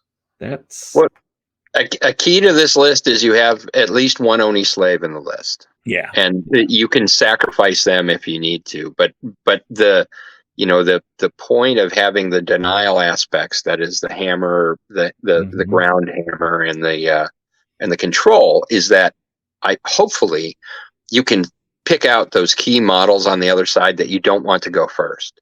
Yeah. And deal with them, at least slow them down in time for the dogs to overrun everything. Yep. And then that's supposed to be the balance. Obviously, it doesn't always work, but there's the kind of the balance in the list. Is like, yes, I'm really vulnerable to these things, but I have at least some ways of preempting those attacks. So I don't know. No, I agree with you. It covers it, and you've got the certain things covered. Yeah, maybe just one model covering it, and then again, you can't take everything in a list because you're limited to 100 rice. But Zuba deals with your camouflage people, and being able to knock them down. It could give you a bit of cover. I mean, I'll be honest. I would love if Zuba had, if it was more of a pulse that he goes out to range, kind of like the guys who swing the bells around and whatnot, and just knocks things down. It's kind of like the Hulk jumping up and down, smashing the ground, except he's doing it with his hammer, and a shockwave comes out from it, and that, everything gets prone. That would be cool, but that's not how Zuba works. So, but he does what he does very well, and yeah, totally agree. Okay, so that was your top 3. I like that. Do you have an honorable mention you'd like to throw in there? I do, and I it's a Bakemono. Okay. Because I love the Bakemono, and we've already discussed how I can't put all my Bakemono on the table at the same time anymore. But it was funny because I hadn't played Bakemono in so long. I was actually watching some of my old videos, and so I'm going to name this one that probably wouldn't be on anybody's top list, but I found him very useful. Okay. I'm Wei Shu. I think I've got that pronounced right. Okay, Wei Shu. Wei Shu. Here he is, Wei Shu. Yeah, he is the Bakemono Shingunja Herald. Wei Shu with pacifism. Oh, so, well, yeah, because Bakemono could be cheap, so yeah. So what I would do is I would put Wei Shu in the back. Now, this is back in the old days when you could summon more than one Bakemono, so, keep this in mind as I'm talking about this. And I would put him up against an idol, not the totem pole. I would also take the shoot, I can't, it's been so long. I know, it's all good. It's all good, Art. Anyway, he was my summoning engine. So he would sit in the back and summon. That was his job. Okay. But he had pacifism on it. And if I recall, as long as you don't do an action like moving or fighting or anything like that. Or an opposed key feat. Or an opposed key feat. If you essentially stay a pacifist, you get one point. One scenario point, yes. Yeah, one scenario point. And so Wei Shu would just sit in the back and summon and earn scenario points. And that was his job. And that won me more than one game, or made my losses less painful. He generated. He had a good key stat. I'm sorry. I should let you go through it. I apologize. No. You're good. So let me run through. I'm going to run through Wei Shu, and then I'll run through pacifism real quick because that's kind of a key thing. And I've seen on the boards they've talked about pacifism a lot, especially on the Discord. So Wei Shu is a 14 rice cost model, Bakemono Shingunja, which I just butchered that name, but we're all good. Herald. He has a melee pool of 1, but he could boost that by spending 3 key. He has a movement of 4. He has a ranged of 4, but he doesn't actually have a ranged attack that can be used with it unless you give him a rock. His key stat, however, is 3. So and then of course anything he earns goes into the Horde card. He has a dagger, so he could stab you. -1 on the melee strength. There's no other traits on the dagger. He has a few traits. He has camouflage 4, cowardly, and camouflage 4 inch, cowardly, and tiny. So he hides. He's a coward and he's small, like most Bakemono. He has several key feats, however, which are really cool. So I'm going to jump over to them. Now it's tiny for me, and I have to actually make it big on my big screen here. There we go. Mind Control is the first one. It's a 2 rice feet. You have to be active, and you have a target 9 inches away, and don't get base to base with someone if you want to use it. Until the end of the current activation, if target other Bakemono must make a disguise or fear test, this model makes the test instead. Target model may attempt the disguise test if it had a key stat 2 or higher. While making tests for the target, this model gains bravery and loses cowardly. So basically, it does a couple different things. One, most Bakemono are 1 key modeled, so they can't even bother to attempt to find someone who's disguised. This gets you around that, and then it takes away the cowardly and makes them brave. Because if I could puppet someone and make them run up and attack someone, that puppet better be damn more brave than I am. So yeah, that works. Psychic Drain, being a Ito player, I'm familiar with this. 1 key it costs 1 key, simple action, target out to 8 inches. It's an opposed key test. Don't be in base to base someone. You only get to do it once per turn. This model may transfer up to 3 key tokens from target enemy model profile's card to its own. Disgusting, because I can't psychic drain Bakemono models, but they can psychic drain me. Because I can't take it from their group card, but they can put the stuff in, put it onto their group card. So that's cool. Then there's Council Shield. The last one, it's a key cost of X. It's a complex action. Target 6 inches. Don't be in base to base someone. Target Bakemono gains an additional X unmarked wound boxes until the end phase. Mark wound boxes on these wound boxes first. Ooh, that's not easy to say. X cannot be greater than 3. So basically, you're adding additional wounds to somebody. So that's kind of cool. Make them tougher. That's not bad. And then if you play D&D, it's called temporary hit points. Now, what Art was saying about what he does is he puts pacifism on Wei Shu. So let me put Wei Shu back up there. Yeah, I should have done this ahead of time, but, well, I played Aristay and some other things until 2 in the morning. So pacifism, it's an enhancement. If this model is in play at the end of a turn, so he would have pacifism on Wei Shu. So if Wei Shu's still in play at the end of the turn, gain 1 scenario point. Discard this card as soon as this model declares a range attack or a scenario action, participates in a melee exchange, so if somebody comes up and attacks him, or makes an opposed key test. Now, whether he does that initiates the opposed key test, or someone does it to him. The requirement for this card to be used, it's only 1 rice, and you can only have 1 in your army, thank God.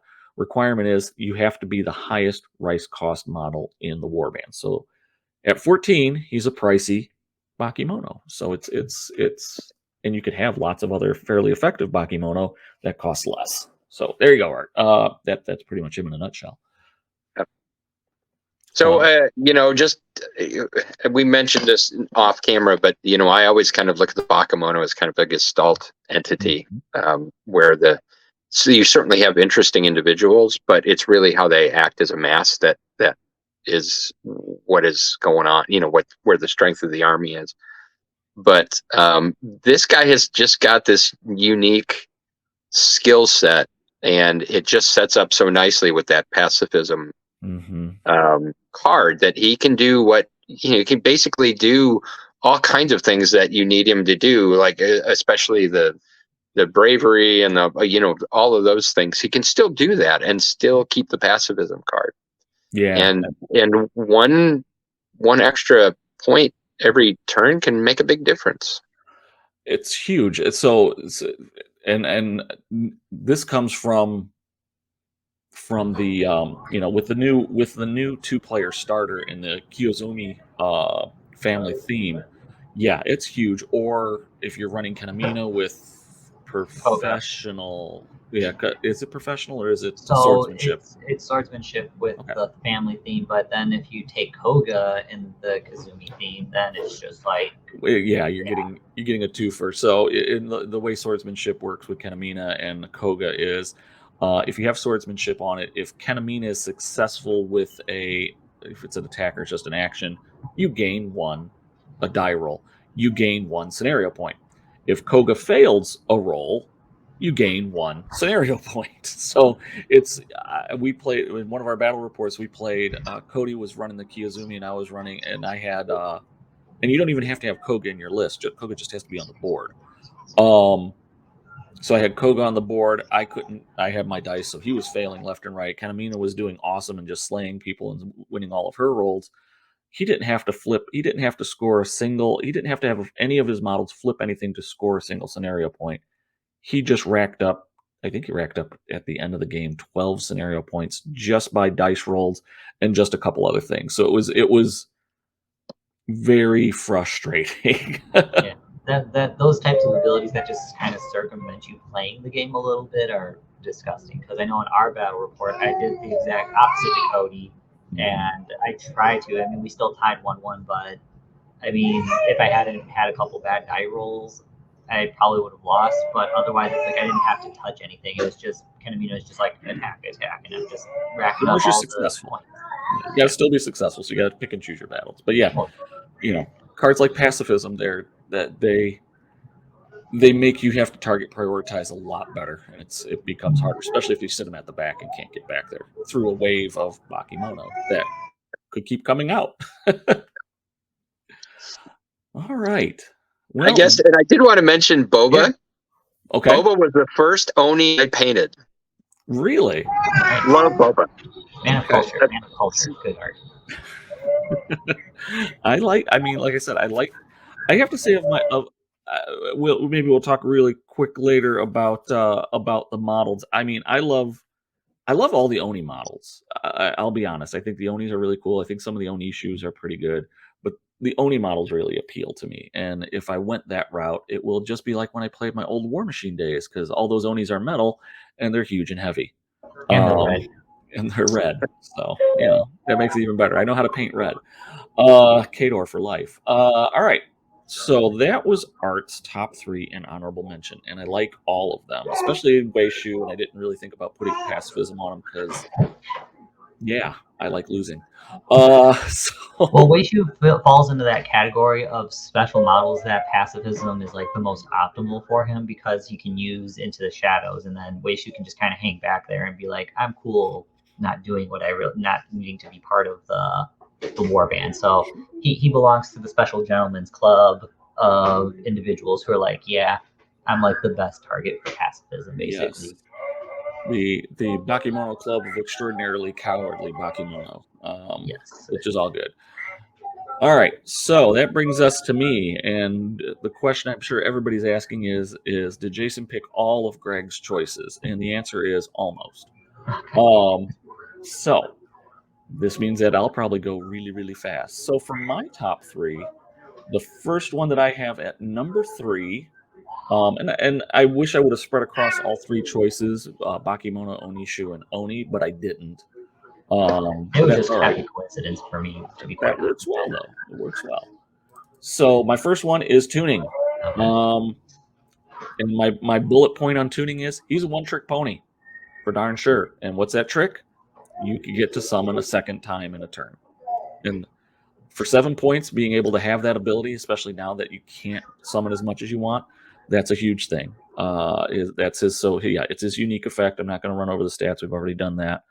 He's really good. And again, the second strength about him. So the unique effect is definitely his big thing. Getting that second summoning for the Bakemono really makes it rough. We played at the store recently, and Cody was trying out a list, and it was like, I'm killing stuff, but the dude keeps bringing back crap. And he's bringing back crap that's not bad stuff. It's the good models are coming out, or he's adding the good models in, and it was very difficult to deal with. Needless to say, I still did win, but it could frustrate you, and it was iffy up until about turn 4 or 5 when I finally got the upper hand, because I was finally able to isolate some particular models. And I think I was also playing the Kiyazumi, so I was forcing him into the uncomfortable position of having to do stuff. Did you get a second game with him? Because I could have swore you were playing Ito when he was testing out. Yeah, you were playing, because I saw you had Cobra Eye when you were. Oh yeah, I was testing out Cobra Eye that time. Yeah. Okay, so I was hallucinating, and I was trying something different, and it apparently worked. All right, so the only weaknesses that I could say about him is he doesn't contribute much else aside from that. But what he does contribute, it's huge. So take it as you see it. So tuning plus. If you're playing Bakemono, he's more than likely, I would say 99.99999% sure he's going to be in your list, unless you're not doing some summoning list and have some other trick that I don't know of. Or you just don't have tuning because you don't have tuning shipped out yet. Yeah, and he's on that weird 40mm base, but he's still a tiny model. So the more important thing is what is Greg's number 2? Greg's number 2 is an Oni. I'm stalling it out so I can find it. He's an Oni. He's big. He likes arches, and I don't know why I can't find him. Oh, he's off to the left. My left or your left? left? My left. Down. That's T. Oh, here we go. Got him. There you go. It's Rashka the Destroyer. Okay. Why do I like this guy? First, what is there not to like about him? He carries a damn Torii Gate and beats people to death with it. Yeah. So Rashka, the Devastator, let's go over him really quick. He is a 29 rice cost model. He's an Oni. He has a 3 melee pool, which he could boost by spending 3 key to do. He moves 5, and again, he's on a large base, so he can cover a lot of ground. Range of 3, he doesn't care because that's not his thing. His slow jam is beating you to death. He has 2 key. He can hold up to 8. He has a weapon, is a Torii Gate, so he basically takes a piece of architecture and brings it to bear on you. That has a +4 melee strength. He has brutal 1, reach, so that's always nice. Slam attack 0, and push defense 1. So, decent grouping of things. Would have I liked to have had powerful attack? Yes. Did I get it? No, but that's all right. Still, with a 4 melee strength, he's pretty much going to be at dice 0 against the best Minimoto armor, so I'm okay with that, especially because he has other things to compensate for it. His traits, he has bravery, courage 1, fear 6. He's huge, so even though he's on a large base, he is considered huge, so that makes him a gigantic bullet magnet, as it were, or arrow magnet, if you will. He's indomitable 1, resistance 1.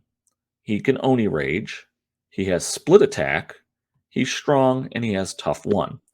He does have 3 key feats. He has Consume Soul, which again is pretty much universal for Oni, which is 1 key, instant, pulse of 3, and that allows him to do stuff. It allows him, when an enemy model is killed within 3 inches of this model may heal X wounds, where X is equal to the removed model's key statistic. He has Crushing Blow, which is also awesome. It's a 2 key feat. It's active only, and it's personal, so it just affects him. This model's melee weapon gains brutal +1 and pierce 2 until the end of the current activation. This key feat can only be used once per activation, which is basically saying if anything survives his onslaught, good luck to them. And then final key feat is Rampage. This model gains Agile, which is really, really odd for something he's as large as he is, and Indomitable +1 until the end phase. But that's really good. So if you need to get him up the board and in something's face, this is the man to do it. And you just make him Rampage through, so he ignores people's base to base, or moves out of somebody's base to base. They thought they were going to lock him up with some cheap model, and he says, nah, I'm going to go over here and kill this guy. Or I'm going to base him, because now I could have up to 3 models in my base and not have a penalty, and I'll split attack and I'll hit some models. When this model has the initiative in a melee exchange, enemy models cannot declare a defense roll, cannot re-roll defense dice during that exchange. That's a really good unique effect, which means you kind of want to play him aggressively. You want him to have the initiative, and because he has reach, unless another reach model or something with lightning reflexes comes in and attacks him, he's going to have the initiative in most melee exchanges, whether it's because he's active or because he has reach and somebody else doesn't have a way to compensate for that to take the initiative back. So not being able to re-roll your defense dice gives him a leg up on those. He doesn't have feint, he doesn't have anything else, but if you're prone to rolling crappy dice, don't attack Rashka. Last one is pretty much, it's another one of those, it's kind of a Oni universal. I shouldn't say Oni universal things. There's a few that do it, but this model may move through destructible terrain. If it does, remove the terrain from the battlefield. So really, really nice effect as we're seeing more and more people put destructible terrain out, and Kenshi really live and die by those portals, which are destructible and a pain to take out if you have to take a wait action and spend 2 ki. He does it just by walking up to it and crushing it to death. So that's cool. That went the wrong way. There we go. So Rashka the Destroyer. So what are Rashka's strengths in my mind? Well, his first strength, and I got a bunch. So the first one I just talked about, destroys terrain by moving through it. If there's any faction that might give the Kenshi a run for their money, it's these guys. It's the Onis, especially the Onis that could just go and stomp on their portals, and now they can't go anywhere. Because they could do it cheap because they not spend anything to do it, and they should be able to weather most of the storm that's coming at them. From the Kenshi. So I don't want to say this is it's a potential hard counter, because again, there are some guys who have some horrible range attacks could really mess these guys up, but they could possibly take one of their strengths away, which is that mobility, just by getting up the field. And these guys do want to get up the field because they want to engage in melee, or at least Rashka does. Second strength, Brutal 1. So he gets that an 8, but he has the chance or the ability to take it to Brutal 2. So if you've ever played against Masanagi, Brutal 2 is horrible. And it also compensates a little bit for one of his weaknesses, which I'll talk about later, which is he only has an average melee pool of 3. So if he's going to split attack something, he does have Indomitable 1, so he can engage 2 models and attack them and only be down 1 die. But then he's only rolling 2, and he really doesn't have anything to put in defense. He could still split, be 1. He's going to be adding 2 to whatever that die roll is, so I still could get to 8 on 1 die.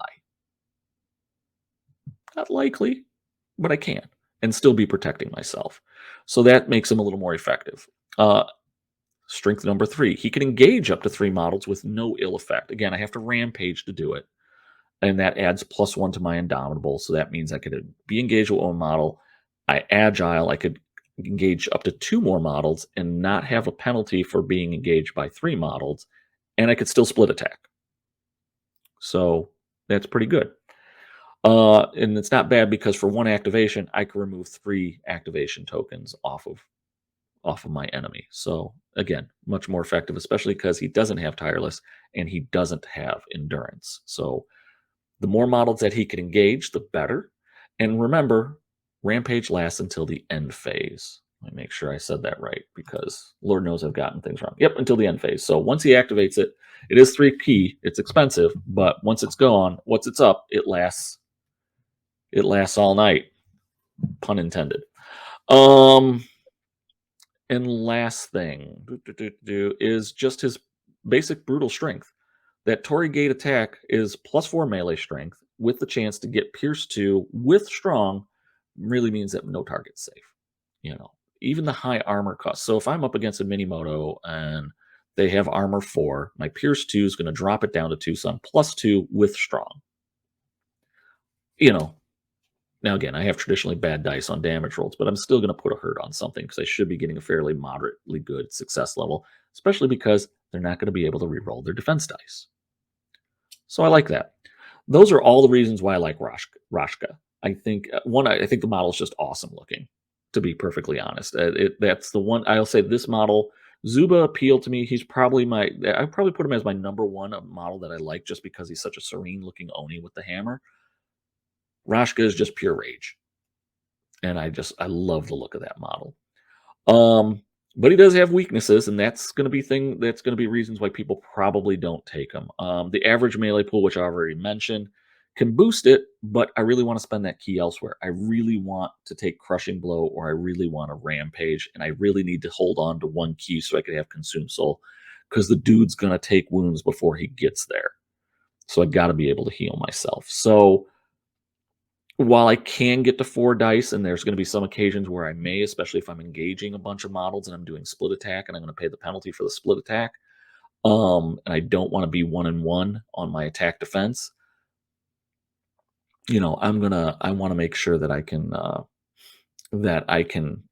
would really like him to have 4, but he just doesn't. So that's a weakness. His second weakness is the one that really is glaring. It's his huge size. So he's on a large base, but he's huge. That means range attacks are +3 on him. or taking it down 3, taking the target number down 3. So that means at a 4, you just need a 1 at short range. That's pretty hard to handle, especially with there being so many models out there now, and others may disagree with me, but I'll and I've said it before, range really kind of can be very, very dominant in this game, and it makes people not want to take the large base models. And I will say the fact that he is also considered huge really is a detriment to people wanting to take this model, because there's no real easy way to protect him from that, other than maybe a slave taking the damage, which is what the slaves are for, having somebody else jump in the way of that attack, being within 1 inch of the attack and taking the attack for him. They don't, Onis can't get darkness, although it would be cool if you could mix in Kimono who could put in darkness, so that way range attacks aren't possible. They don't have a blizzard or anything like that, which makes it harder. If there's any one strike against Rashka, it's definitely is that he's a huge size model, and that kind of sucks because he's super vulnerable to that. Last weakness is his cost. He's 29 points. That's a lot. It's rough, and especially because there's a few enhancements that I'd like to take on him. Right off the top of my head, there's one that gives you unblockable strike, which this dude with unblockable strike would be hilarious. Especially, so he could really put the hurt on somebody. So that's Rashka. He is my number 2. He's a good number 2. I definitely like him. The model is super cool. I think you're right on the point cost, and I think when he came out, he was semi worth the 29 race. I think he's one of those few models that kind of maybe needs to be rebalanced just a tad and knocked down to like 27 with like Zuba and the others. I don't think they're going to. I don't know if they're going to reduce that cost. Again, I think it was, and again, we've talked about this before, and Art, maybe I'll get your thoughts on this. It's not that you can't, but it's not that you don't have, in an all-comers list, range can be dealt with, but there are certain factions that are extremely vulnerable to range, and now that they've got so many more range options out there, and a lot of them are just very hard to avoid. You got a Shiho archer that's going to shoot at you. You're always going to be surprised at it, and he doesn't even have to have line of sight to you, and could kind of shoot from anywhere on the board and be at medium against a huge base. 5s down to 2, down to 1 because you're surprised. Yep. It's like, I understand he's got a truckload of health, but still it's rough. What I mean, you play it more than I do or have. What's your thought on that? Well, like any game, if you are trying to keep competitive balance, then you need to keep readjusting things as you introduce new elements. I mean, the Oni full-size Oni have always been very susceptible to archery attacks. That's kind of the price you pay. However, we are also paying a heck of a lot of points. Yeah. So, as archery comes to dominate the game, at least for certain factions, this is probably something that's going to be addressed in one way or another in the long run. And I'm not sure if the rebalancing needs to be done, for example, with this particular figure, or maybe with the archer figure, or with the archery rules in general. I mean, at some point the meta shifts, and the rules will need to. They either need to say, yeah, that's fine, or they need to tweak something to keep, because certainly the Oni aren't the only big figures out there. My Edo snakes hate archers, so Oh yeah, and and I have hopes and dreams of them, producing some other fantastic, obviously, figures out of Japanese mythology that would definitely be on very large bases. But if they are rendered unplayable, especially obviously this guy is a monster. Mm-hmm. But if he doesn't survive to contact, then what's the point of the monster? Right. My thing with him is, and so I'm gonna throw it back. So you've seen in movies and things like that, the one guy with the bow and he puts the arrow through the giant monster's head and it dies. All right, that's something. But then I got I also see, a normal guy who's pincushioned and he's still coming at you. So there's, I understand it's for playability. I think the one that kind of gets me is the guys with throwing knives and the rapid fire and the throwing stars. It's again because they're going to get they're getting that big bonus. A little throwing star getting up to success level 7. That's he's 13 wounds at success level 7. I don't have the damage chart in front of me. You could do some significant damage if you get a really good damage roll. And hell, even if you get a low damage roll, you're still doing like 4 or 5. I think on Snake Eyes you do 5 is the minimum. So 5 is the minimum 4. I wonder if a good correction. Okay, so I understand something that's huge. Anybody is going to be able to hit. Absolutely. But like you talked about the pincushion thing, the amount of damage that a normal missile is going to do to a gigantic creature is minimal. Yeah. So maybe you give them the bonus to hit, so that you almost can't fail to hit it. Mm-hmm. But the damage is reduced in half to a minimum of 1, let's say. Against a creature of a certain size, whether you want to make that huge or large or whatever, but you basically reduce the amount of damage it takes from any not a melee strike, but an archery attack. Ranged attack. So I'm going to throw this out there as a possibility now, that because you saying that just kind of a light bulb kind of went off in my head. So maybe maybe it's not necessarily even for my Ito. Not for my snakes, but this would be specific for Oni. Is that for ranged attacks, and we'll keep gunpowder weapons out. That's a whole different thing. I'm talking knives, throwing stars, arrows, Kusari arrows, those kind of things. Keep the bonus to hit. That's fine, but I get a bonus. I get to add my side, whatever that bonus is that they're going to do for the ranged attack. I throw it into my tough bonus, so it becomes like an X plus X. That would be versus range, arrows, knives, whatever. So he's 1 normally. Because he's huge, he's going to be +3 on his tough. So now he's +4. Again, success level 7. Again, that's assuming you get the max on your first hit because he's 1. You're getting 5. You're going to do a point of damage. He'll do a couple points still at that point. You could still do a couple points, and you're still going to, again, your success level isn't, you're still going to do some damage to him. You're just not going to do as much. And again, if you're using it as a delivery system for effects, you're still putting the effects on him.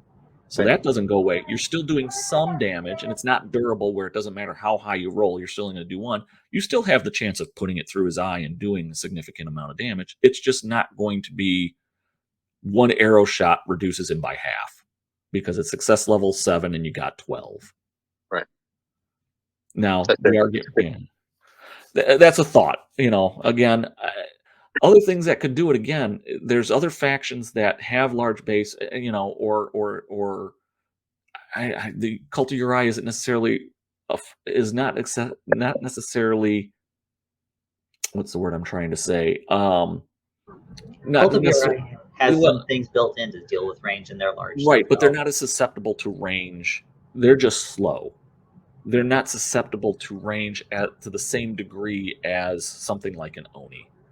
And I think that's what I'm kind of looking at. Again, my medium base, I know how to, and even Ito, we have ways, and I don't want to give everybody range defense because that kind of defeats the point of it. I love that you gave me that idea.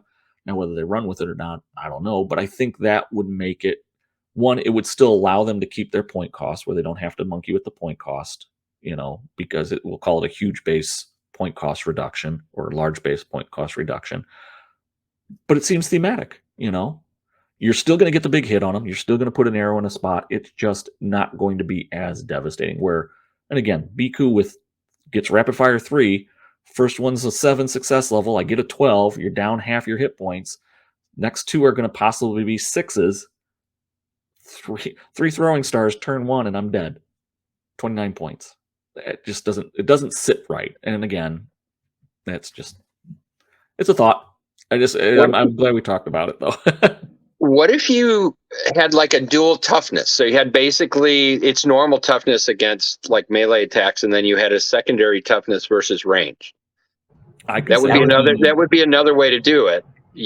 Or even like an armor versus range or something like that. Just yeah, I would think that would again, that could be a unique effect that you could toss on it. That way you can toss it on model by model. Mm-hmm. You know what I mean? Rather than having to make it across all bases of a certain size, you could just add that to certain models that you would expect a normal missile not to do much against. You give them an extra toughness boost versus range. Yeah, and you could even do it as an enhancement card. If you wanted to put a point cost on it, make it a 1-point enhancement card only. That's the restriction. Can only be used for Oni. Better they come out with something like with Ryujin, because I've noticed Ryujin. Well, not like Ryujin in the sense, but at least like a more effective mobile cover delivery system like Ryujin, because that's the only reason why I can't nuke Ryujin. One, because he basically has regen 3. Well, and he also generates cover around himself all the time. That's the thing that I'm thinking is if they could. But then I mean, like at that point, it's like, well, which faction should get that, which one shouldn't? So that one's not the best option, but if they didn't want to monkey with anything else, but at least provide an option for more broad protection for larger models getting zapped out or getting shot earlier. I mean, that's also an option as well. But I definitely like the idea that you kind of blend it together with art on having, at least for like the large base models and the huge base models. Mediums, that's where it gets a little bit weird, but at least using that size differential and applying that to a tough, because then that definitely helps bring it down. And I know people will say, oh, well, range isn't that consistent. And to that, I'm like, I get where you're coming from. There's been a lot of mitigations for that. There's still a lot of things that you can do to improve on that. And some of those numbers is very easy to lower that success level faster than I think they may realize sometimes. Yeah. I guess my thing is, and even archery has the reload on it, and 9 times out of 10 they're going to get the penalty for movement on it. And again, I don't even necessarily want this. I could see that again. It's very specific models that I would have it on, and the Oni are the one that. And again, I'm a player that plays an Edo, and I like playing my snakes, and they're on medium and large bases. While I may dislike it, I could live with that penalty. One, because I know how to mitigate it with different either equipment or something else. Yeah, I could take a Rashi's fan on Rashka. But that's another 2 points. So now he's at 31. And it takes up an equipment slot. So if I wanted to give him something else, I can't do that. I could still throw an enhancement on him, but now I've got 32 points on there, and I still am going to be, if they get to short range 4s, they're 3s. So, yeah, I don't want to throw it on everything. I understand that that's part of the game. I understand that you should be able to hit a bigger model. I don't disagree with that. Again, it's really the fact that, a little throwing star is going to do such a significant amount of damage in one throw to a model, and then it's got 2 other follow-up throws coming. So that's kind of my thought on it. We beat that dead horse a bit, so. I mean, we came up with at least some interesting solutions that I think I think that those all kind of give good discussion beyond what I think most people will be like, oh, well, range isn't consistent. Like, And I'll be honest, that's why I kind of thought that's, again, and we said this at the beginning of the episode here. That's why we were very surprised about how many Oni were at Adepticon, but again, there wasn't a whole lot of range. But the range that did work against them was pretty damn effective. I know I'm guilty of this in my last round. I'll call it like a rope-a-dope, but it wasn't really. But I definitely got one of my opponent's Onis basically to get within range, to draw him in closer to Wasapu, flip his ass around, and I strafed a bunch of arrows into him, and I almost one-shotted him in one turn because I kept him away from his Oni slave. And I think I did like 2 arrows in the back of an Oni, and I did probably 10 points of damage to it. So by the following turn, I won initiative, and I just took one more arrow shot and killed it. Yeah. So again, I shouldn't be able to really do that effectively with Wasapu, but that's how it's currently set up. You had to set it up. So there is some level of that, and that's what they'll say. You got the combos in and so on. So again, I see the arguments. I'm just trying to pose it to make it that maybe in the narrative playbook that's something that comes in to make it a little more thematic and whatnot. We'll see. Again, these are things that the future could hold for it. Just thoughts. So what's my number one? This will be quick because everybody else has picked him. Kimono the Savage and Ushi the Sadistic. My bullet point for his, once again, proving two heads are better than one. Strengths. I know, I love those little catchphrases. Yeah. Or whatever, memes. No, they're It's not even a catchphrases. meme. They're Whatever, sayings. catchphrase. They're sayings. Got it. Strengths, essentially getting the flexibility of two models for the price of one. Yes, you don't actually have two models, but I could choose the profile that best fits the need, which, you know, that's a good thing, being able to do that. You have a tool for every role. Yeah, you may sit in Ushi all the time, but when push comes to shove, or the moment comes where you don't need to be sitting back and just controlling things or doing what Ushi does best, then you have Kimono beating the crap out of stuff. So that's always good. And the strengths really, then the strengths kind of break down into what each of them do. Kimono is a solid beat stick. He's got brutal one, he's got access to powerful attack one, and he's got savage beating. You can't really go wrong with any of that. So if you really need to put a target down, he can do it if needed. Plus combo, you know, it just works really well. Ushi, he can fight, not well, he can fight. But it's obey with willpower and the chance to go to key 4, which we've already talked about with by using Spirit of the Consumed enhancement. Just makes him really, really scary. If I thought Mizuki was the premier model for throwing out control markers, I was sadly mistaken. Ushi probably is it. And again, he has the reason why Mizuki, I always figured Mizuki from Ito has no problem getting the key to do that, because there's channel, and I keep a CJ who has channel, and I could get, and then I put it in the theme list where she gets key if somebody uses key within 8 inches of her, and I put her in Serpent's Coil. So if I throw poison and somebody takes damage from poison, I get a key. I mean, it's almost impossible not to keep her fully loaded and be able to do 2 obeys in one turn, or put 2 control markers out in one turn by doing the rolls. My only detriment on Mizuki is failing the roll. Ushi, if you get him to key 4 by getting the enhancement, and he has willpower, so on turn 2 he'll have 8 key out of the 10 that he could hold, which means that he's going to be able to do control twice, and his chances of him winning are much better, which are, as long as he is the active player, which he will be, because you have to be active to do obey, because it's simple action, he's going to win, unless the dice really crap out on him.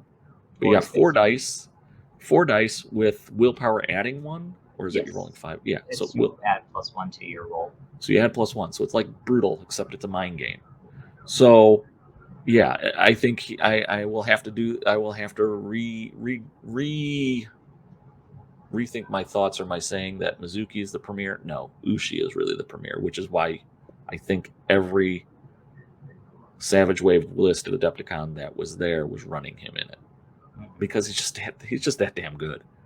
Now whether you actually use control twice in a turn remains to be seen, but you know, he's if you got the key to do it, because there's no reason not to. So weaknesses. There are some weaknesses, and we've kind of just gone over them a bit. It's basic Oni issues, vulnerable to range attacks, low base melee pool, really being only 3. And they have, you may have a tendency to stay in one form. So you're not getting the full usage out of your 27 points, but damn, that 27 points, even if you just stay in Ushi's form, is really, really, really good, because it's a delivery system for control with a lot of wounds and tough. And no one really wants to get close to him in melee, because, yeah, you could stop him from controlling if you get in base to base with him. But do you really want to, knowing that he's going to flip to Kimono the next turn and just beat the living crap out of you, and then move on and beat the crap out of somebody else? So, things to think about. So that's my number 1. We've done that. So I will quickly move to my honorable mention. I have a different honorable mention from everybody else, and it's Bakemono. So It's also talking about Ushi though, I guess the only model that could maybe stand up to him, and even then, is Cobra Eye. Because of his ability. Oh he yeah, he's got 5. But the trick is I'm thinking less of defending against it and more of being able to perform it. Oh yeah, He is the premier control delivery system. It's 27 points, but if you want to make sure it goes, if you throw the enhancement on him, he's 29 points. But if you want to make sure you're going to put 2 control markers out pretty consistently against anything that's not soulless or immune to control, he's going to do it. So I know everybody's on the edge of their seat, wondering what is Greg's honorable mention. Dun, dun, dun, dun. It's Wei Shu. Yeah, I thought about these guys when I was looking at them. I was like, oh, these guys could be like good honorable mentions or could have made it into my top 3. But yeah, I picked Tuning, and I mean, Tuning. I will say this one almost bounced Rashka out, but I just love Rashka too much, so whatever. So Wei Shu, he's a Bakemono. You could have 2 of them. They're 16 rice apiece. It has a melee stat of 3 for Bakemono. That's pretty awesome. And it could boost that melee stat of 3 by spending 3 ki. Movement 4, range attack 1. It has a ki stat of 1, and then whatever it holds goes into the communal card. Its weapon is a club, because, yeah, that's all you need. You just need to beat something. That club has a melee strength of +2. So remember, this is a little Bakemono, and it's got a club that's going to be hitting on, melee strength. You're rolling +2 with your damage. It's brutal 1, and he has access to powerful attack 1. He's a scary ass dude. He also what's that? Dude. I think they're more like cave trolls, but I think they're on medium bases. Like these guys are. Well, we'll find out. They're pretty sizable. We'll find out. I don't care if they're still pretty damn good. They have 8 wounds. That's a lot of wounds. They're not tiny, so you're definitely right about that. Armor 1, so you get armor. They have bravery. They actually generate fear, and I don't blame them because they have a club and they could really hurt you. And they have innate regenerate 2. So basically, if you don't do the 8 wounds in a turn to kill them, they're going to get 2 wounds back. They have 1 feat. So remember how I said they're going to get 2 wounds back? Well, if they're active, they could spend 2 ki and get hyper regeneration. Woohoo! What does hyper regeneration do, you say? I don't know. Let's find out. So for 2 ki, being the active player, and it only affects themselves, this model gains regenerate 4, not +4, just 4, until the end phase. So essentially, unless you do more than half of their wounds, which is 8, so you got to do like 5 or 6, they're going to heal themselves completely full by using hyper regeneration. Yay. For 2 off the communal card no, they could still use the communal card and not have Horde, right? I believe so. I always get confused by that. Well, they don't hold ki. They only contribute to the communal card, so they have to be able to access it. Okay. You just can't summon them if they don't. Yeah, they can't be resummoned is the big thing unless if you give them the Horde thing. You solve that and get the endless numbers thing, and you just throw the 2 of them on there and call it a day. It is only a 30. They are small, so they're basically man-sized on the 30mm base, so they're not a vulnerable target to range attack. Unique effects. This is what's kind of cool. I like these guys. If the model has wounds marked on its wound track, it gains aggressive. That sucks, but who cares?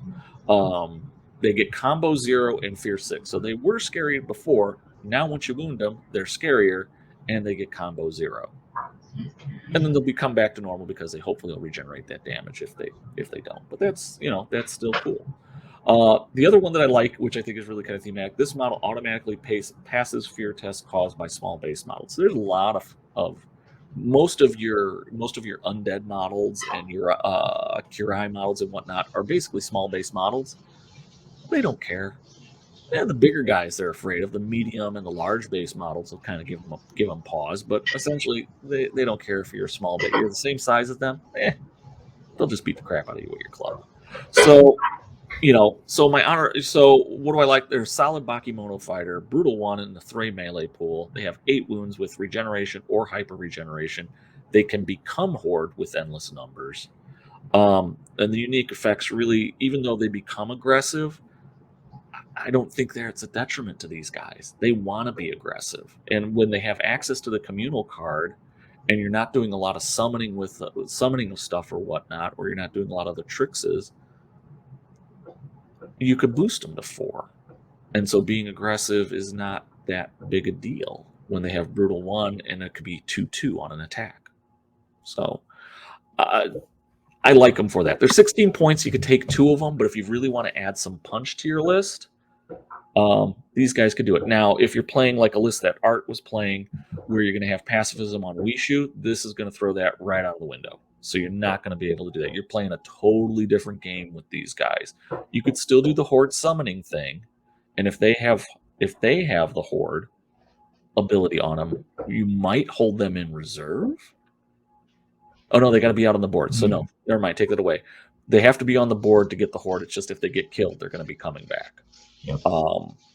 Because they don't have it innately. So yeah, I just like it.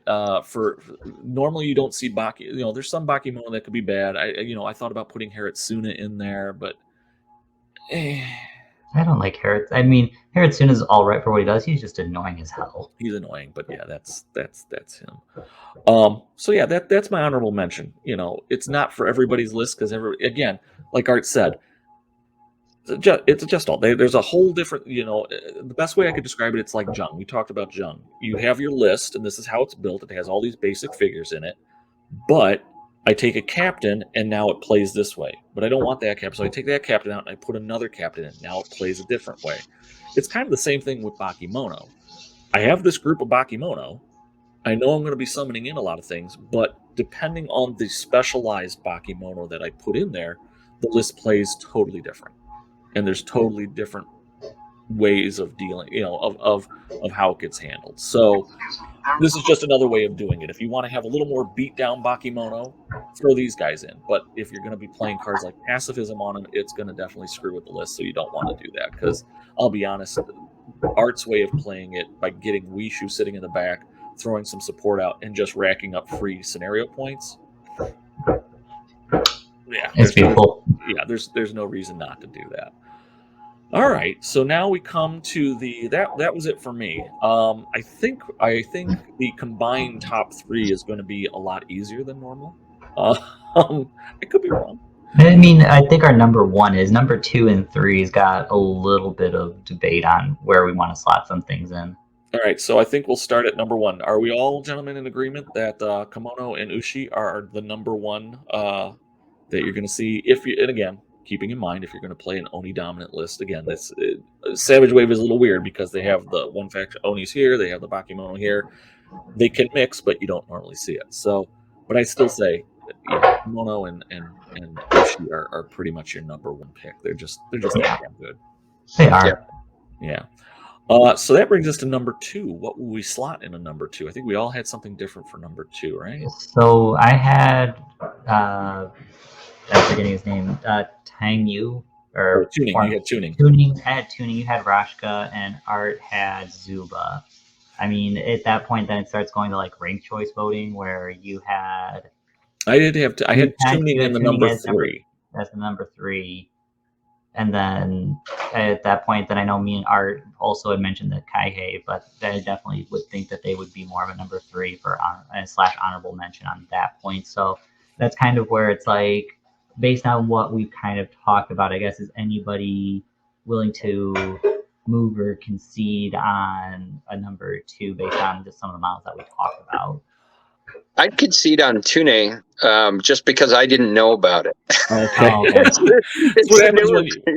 He's a newer model. I mean, yeah. I think he just came out of Adepticon or just after. It was sometime maybe around. Anything that lets me summon more than 1 Bakemono a turn, that's there for me. Yeah. Okay, so that was easier than what I thought. Because I mean, I could probably have moved maybe on Zuba because Zuba is pretty awesome. But just to be quite honest, and Art, you did it really well, or you just said it really well. Whatever allows extra summoning for Bakemono, it definitely, if you're going to go towards that way, taking Tuning is definitely worth it. Yeah. So I'm going to agree. Yeah, Tuning at number 2 for sure. So we've got a really good model that's a kind of a must-have if you're playing Oni. We have another model that's a must-have if you're playing Bakemono and want to summon lots of them. So then our number 3. This is, I think, where we have a lot more flexibility on the number 3. Yeah. I'll be honest, I can't say Rashka is a number 3. Rashka at my number 2 is more of a personal choice and just a model that I love and I like watching be played and play myself. But as he stands right now, point cost and his vulnerabilities really outweigh his utility. So I can't see him as a number 3. I couldn't in good faith say Rashka would be that also. It's really tough for that. I could see Zuba, but I'll be honest, and even though it was only an honorable mention, I could see the Kaihei and the Alpha, and we would take it as a group. I would take it as a group. The Kaihei and the Kaihei Alpha falling in at number 3. Yeah, I could say that. I could move off of Boba, even though that's just the inner Wasapu in me. But he's super niche case for what you're gonna do, and he breaks unless if you're gonna be order for battle. I think because he's Oni show, he breaks a lot of the themes for. They have an Oni Shu list. No, they have a list. There's some themes that you could put them in that are Savage Wave specific. So, but I think then you can only take the Oni show. I don't think you can take them with the Onis. Is what I'm trying to get at, because he would be awesome if you could put him in with some other Onis. But I think he breaks the list because I think the Oni list specifically say you can only take Onis only or something along those lines, or Onis and they're slaves. Yeah. Well, spoiler alert. We'll find out next week. Oh yeah, when we do theme builds. But until then, would we all gentlemen say that the Kaihei and the Kaihei Alpha would fall into number 3? Yeah, I think that I could be moved on that, especially for my honorable mention. Now that knowing that the Alpha is what gives it to them, they're definitely, if you're wanting a good support aspect to them, then definitely. What do you think? Yeah, I think the dog pack was my number 3 anyway. So obviously I'm good. We're just throwing the Alpha on top of it then. That's yeah. Right. Well, and he is kind of key to making the whole thing work properly. Exactly. So.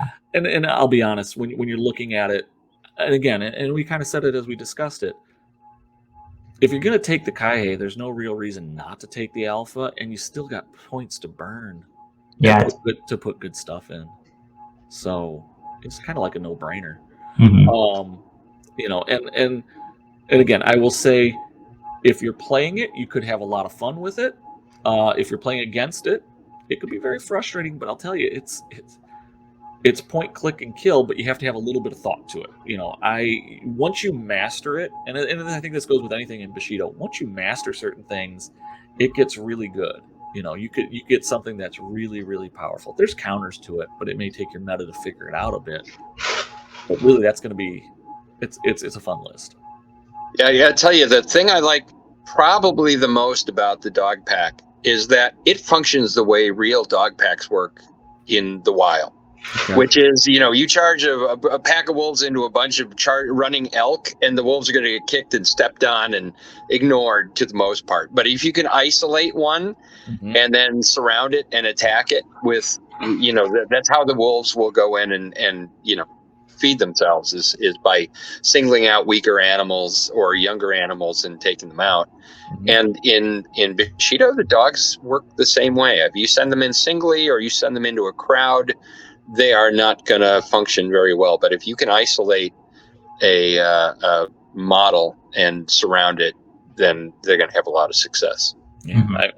I mean, you think about it too. You go in on that one model, take its first activation, have another model come in, take a second activation, third model maybe comes in and knocks it down for that fourth model to come in and finish it off. And it's getting coordinated attacks, so you're getting +3 dice because there's 3 already on it.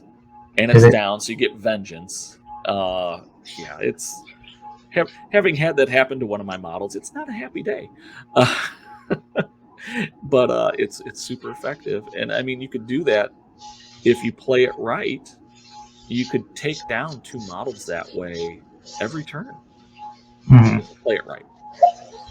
So, all right.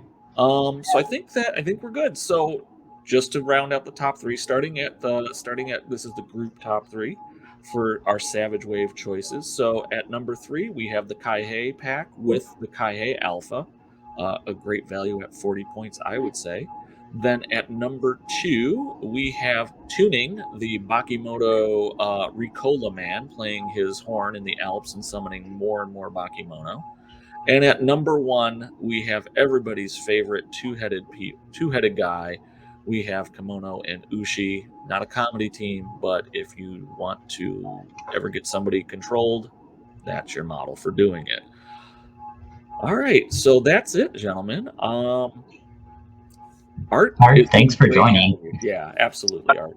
It was delightful. Thank you so much for inviting me. I've been out of Bushido for far too long, and this just reminds me how much I love the game. So thank you all. Well, hopefully we'll be able to get up to. We'll hopefully either get up to a local tournament up in Wisconsin or meet you at the store. I know that the region you guys try to do like a meetup once a month. Yeah, right. And if you guys do something down there, make sure you let us know. I've got something in the works, so I have to put it. I've hammered out most of the details. We're looking at, so if you are in the Midwest or specifically in the Illinois, Southern Wisconsin, or Central Wisconsin area, we're looking to run a Bushido tournament at RockCon in Rockford, Illinois, on November 5th. That would be the Saturday. It's not 100% set in stone yet, but hopefully by the end of this week it will be in the books and we should be on the schedule for it. So if you are free, I know that's kind of weird because it comes 2 weeks after Gamehole Con up in Madison and Dragonfall in Lake Geneva. Yep. So that's the worst name for a convention ever. Gamehole Con, yeah, I know. Sorry, just a personal. I'm not making any aspersions about the con, but that is the worst name ever. Next to Gaming with the Guys for your YouTube channel, let me tell you, that's the least creative. We were talking about branding things. I'm like, you remember how back in the 80s they had the generic brand at some of the grocery stores where it was just a black and white thing and it would say cornflakes? That may be our logo. Is just, it looks like the generic brand at Gaming with the Guys. Miniatures. At least we did differentiate ourselves. Miniatures. Also, I'm not gonna lie, it definitely was more of like me trying to be like, if we do other stuff, then it's easier just to drop the miniatures part and do other things. And then of course we decided to be like, no, we're gonna call our podcast Bungles After Dark. So that pretty much mitigated the whole idea of like, oh, it's not gonna be Talking with the Guys or something like that. It's like, no, we just like forget that. Yeah. But now that's Gaming with the Guys presents. Yeah, Bungles After Dark are bad. Another bad podcast, which we didn't even realize it at the time until someone spelled that out on YouTube. I am not a marketer. That's all I'm going to say. So, Art, anything that you want to plug, because we totally blanked on that at the beginning. I mean, we know that we have on Gitsapalooza, so everybody that is listening, if you're not already, check Art out. Just to throw some love on that end. I'm not sure if you're doing anything else on social media or any other causes that you're doing that we can throw in our links to make sure we draw attention to. Actually, no. I'll be. The last year has not been good for our family, so we're just kind of. But we're fine. But if anybody's concerned, don't be. But at the moment, doing the battle reports and things, I absolutely love, but it has been the last priority in my life. So right now, I'm just kind of. We've got both kids shipped off and they're either doing their lives or they're doing college. And so we're trying to figure out how to reestablish life as adults without children, which after 22 years has been, kind of a challenge. So no, at the moment I'm just kind of hanging out and trying to find my center again. And I really have enjoyed, getting involved. The work you guys have been doing has been tremendous. I mean, it's like what I did cranked up to 11. So that's so nice to see. That's and then, Greg, you handled the Adepticon tournament last year, which was priceless. And so valuable to me. So yeah, no, I'm good. And there's nothing specific that I want to tell people about. If you're in the Madison area, we have a Bushido night once a month. I think it's on a Saturday night. I always forget what day. There's a Facebook, they'll put a thing out. But so keep your eyes open. We've been kind of hard pressed to get a reasonable number of people together. So if you're in Madison area or within reach and you want to play, just on Facebook, we're Bushido Badgers is the site. And you can always make contact with those of us there, and we'll get you squared away. So. Yeah, definitely. Definitely. If you haven't already, go to the Bushido on Facebook is a good way to do it, or reach out on the great. So Bushido Badgers, you can join there. Drop a line if you're going to be in the Madison area looking for a game. Madison's a great town, and the stores up there are really great, and it's a friendly group of people to play against. I could vouch for that personally.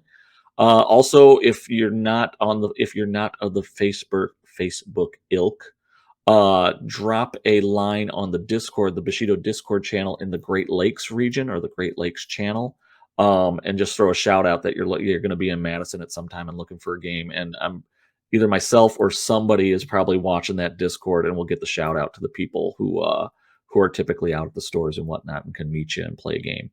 And as always, if you're in the Chicago area too, drop us a line either on the Facebook for Gaming with the Guys, or on the Discord, the Great Lakes channel, or any one of the other channels. We'd love to have you out.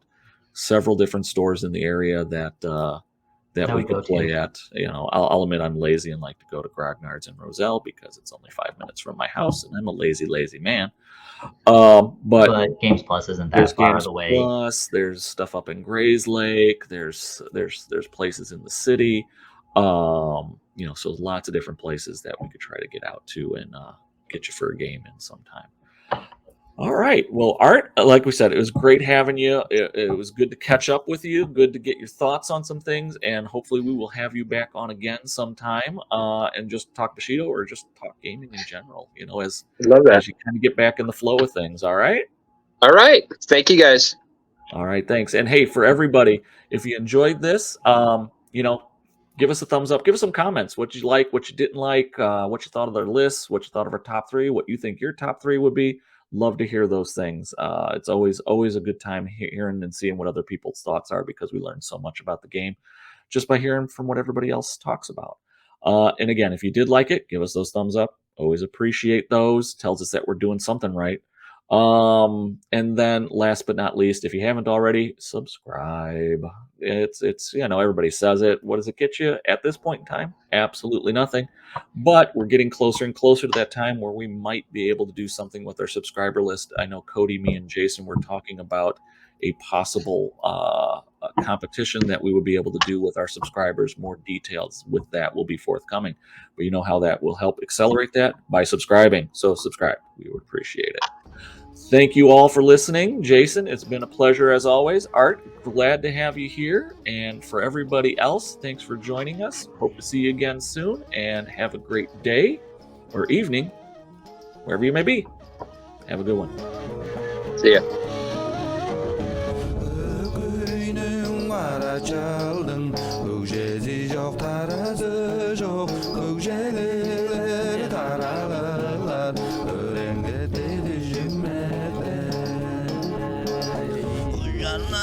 Kuşka çalgınlar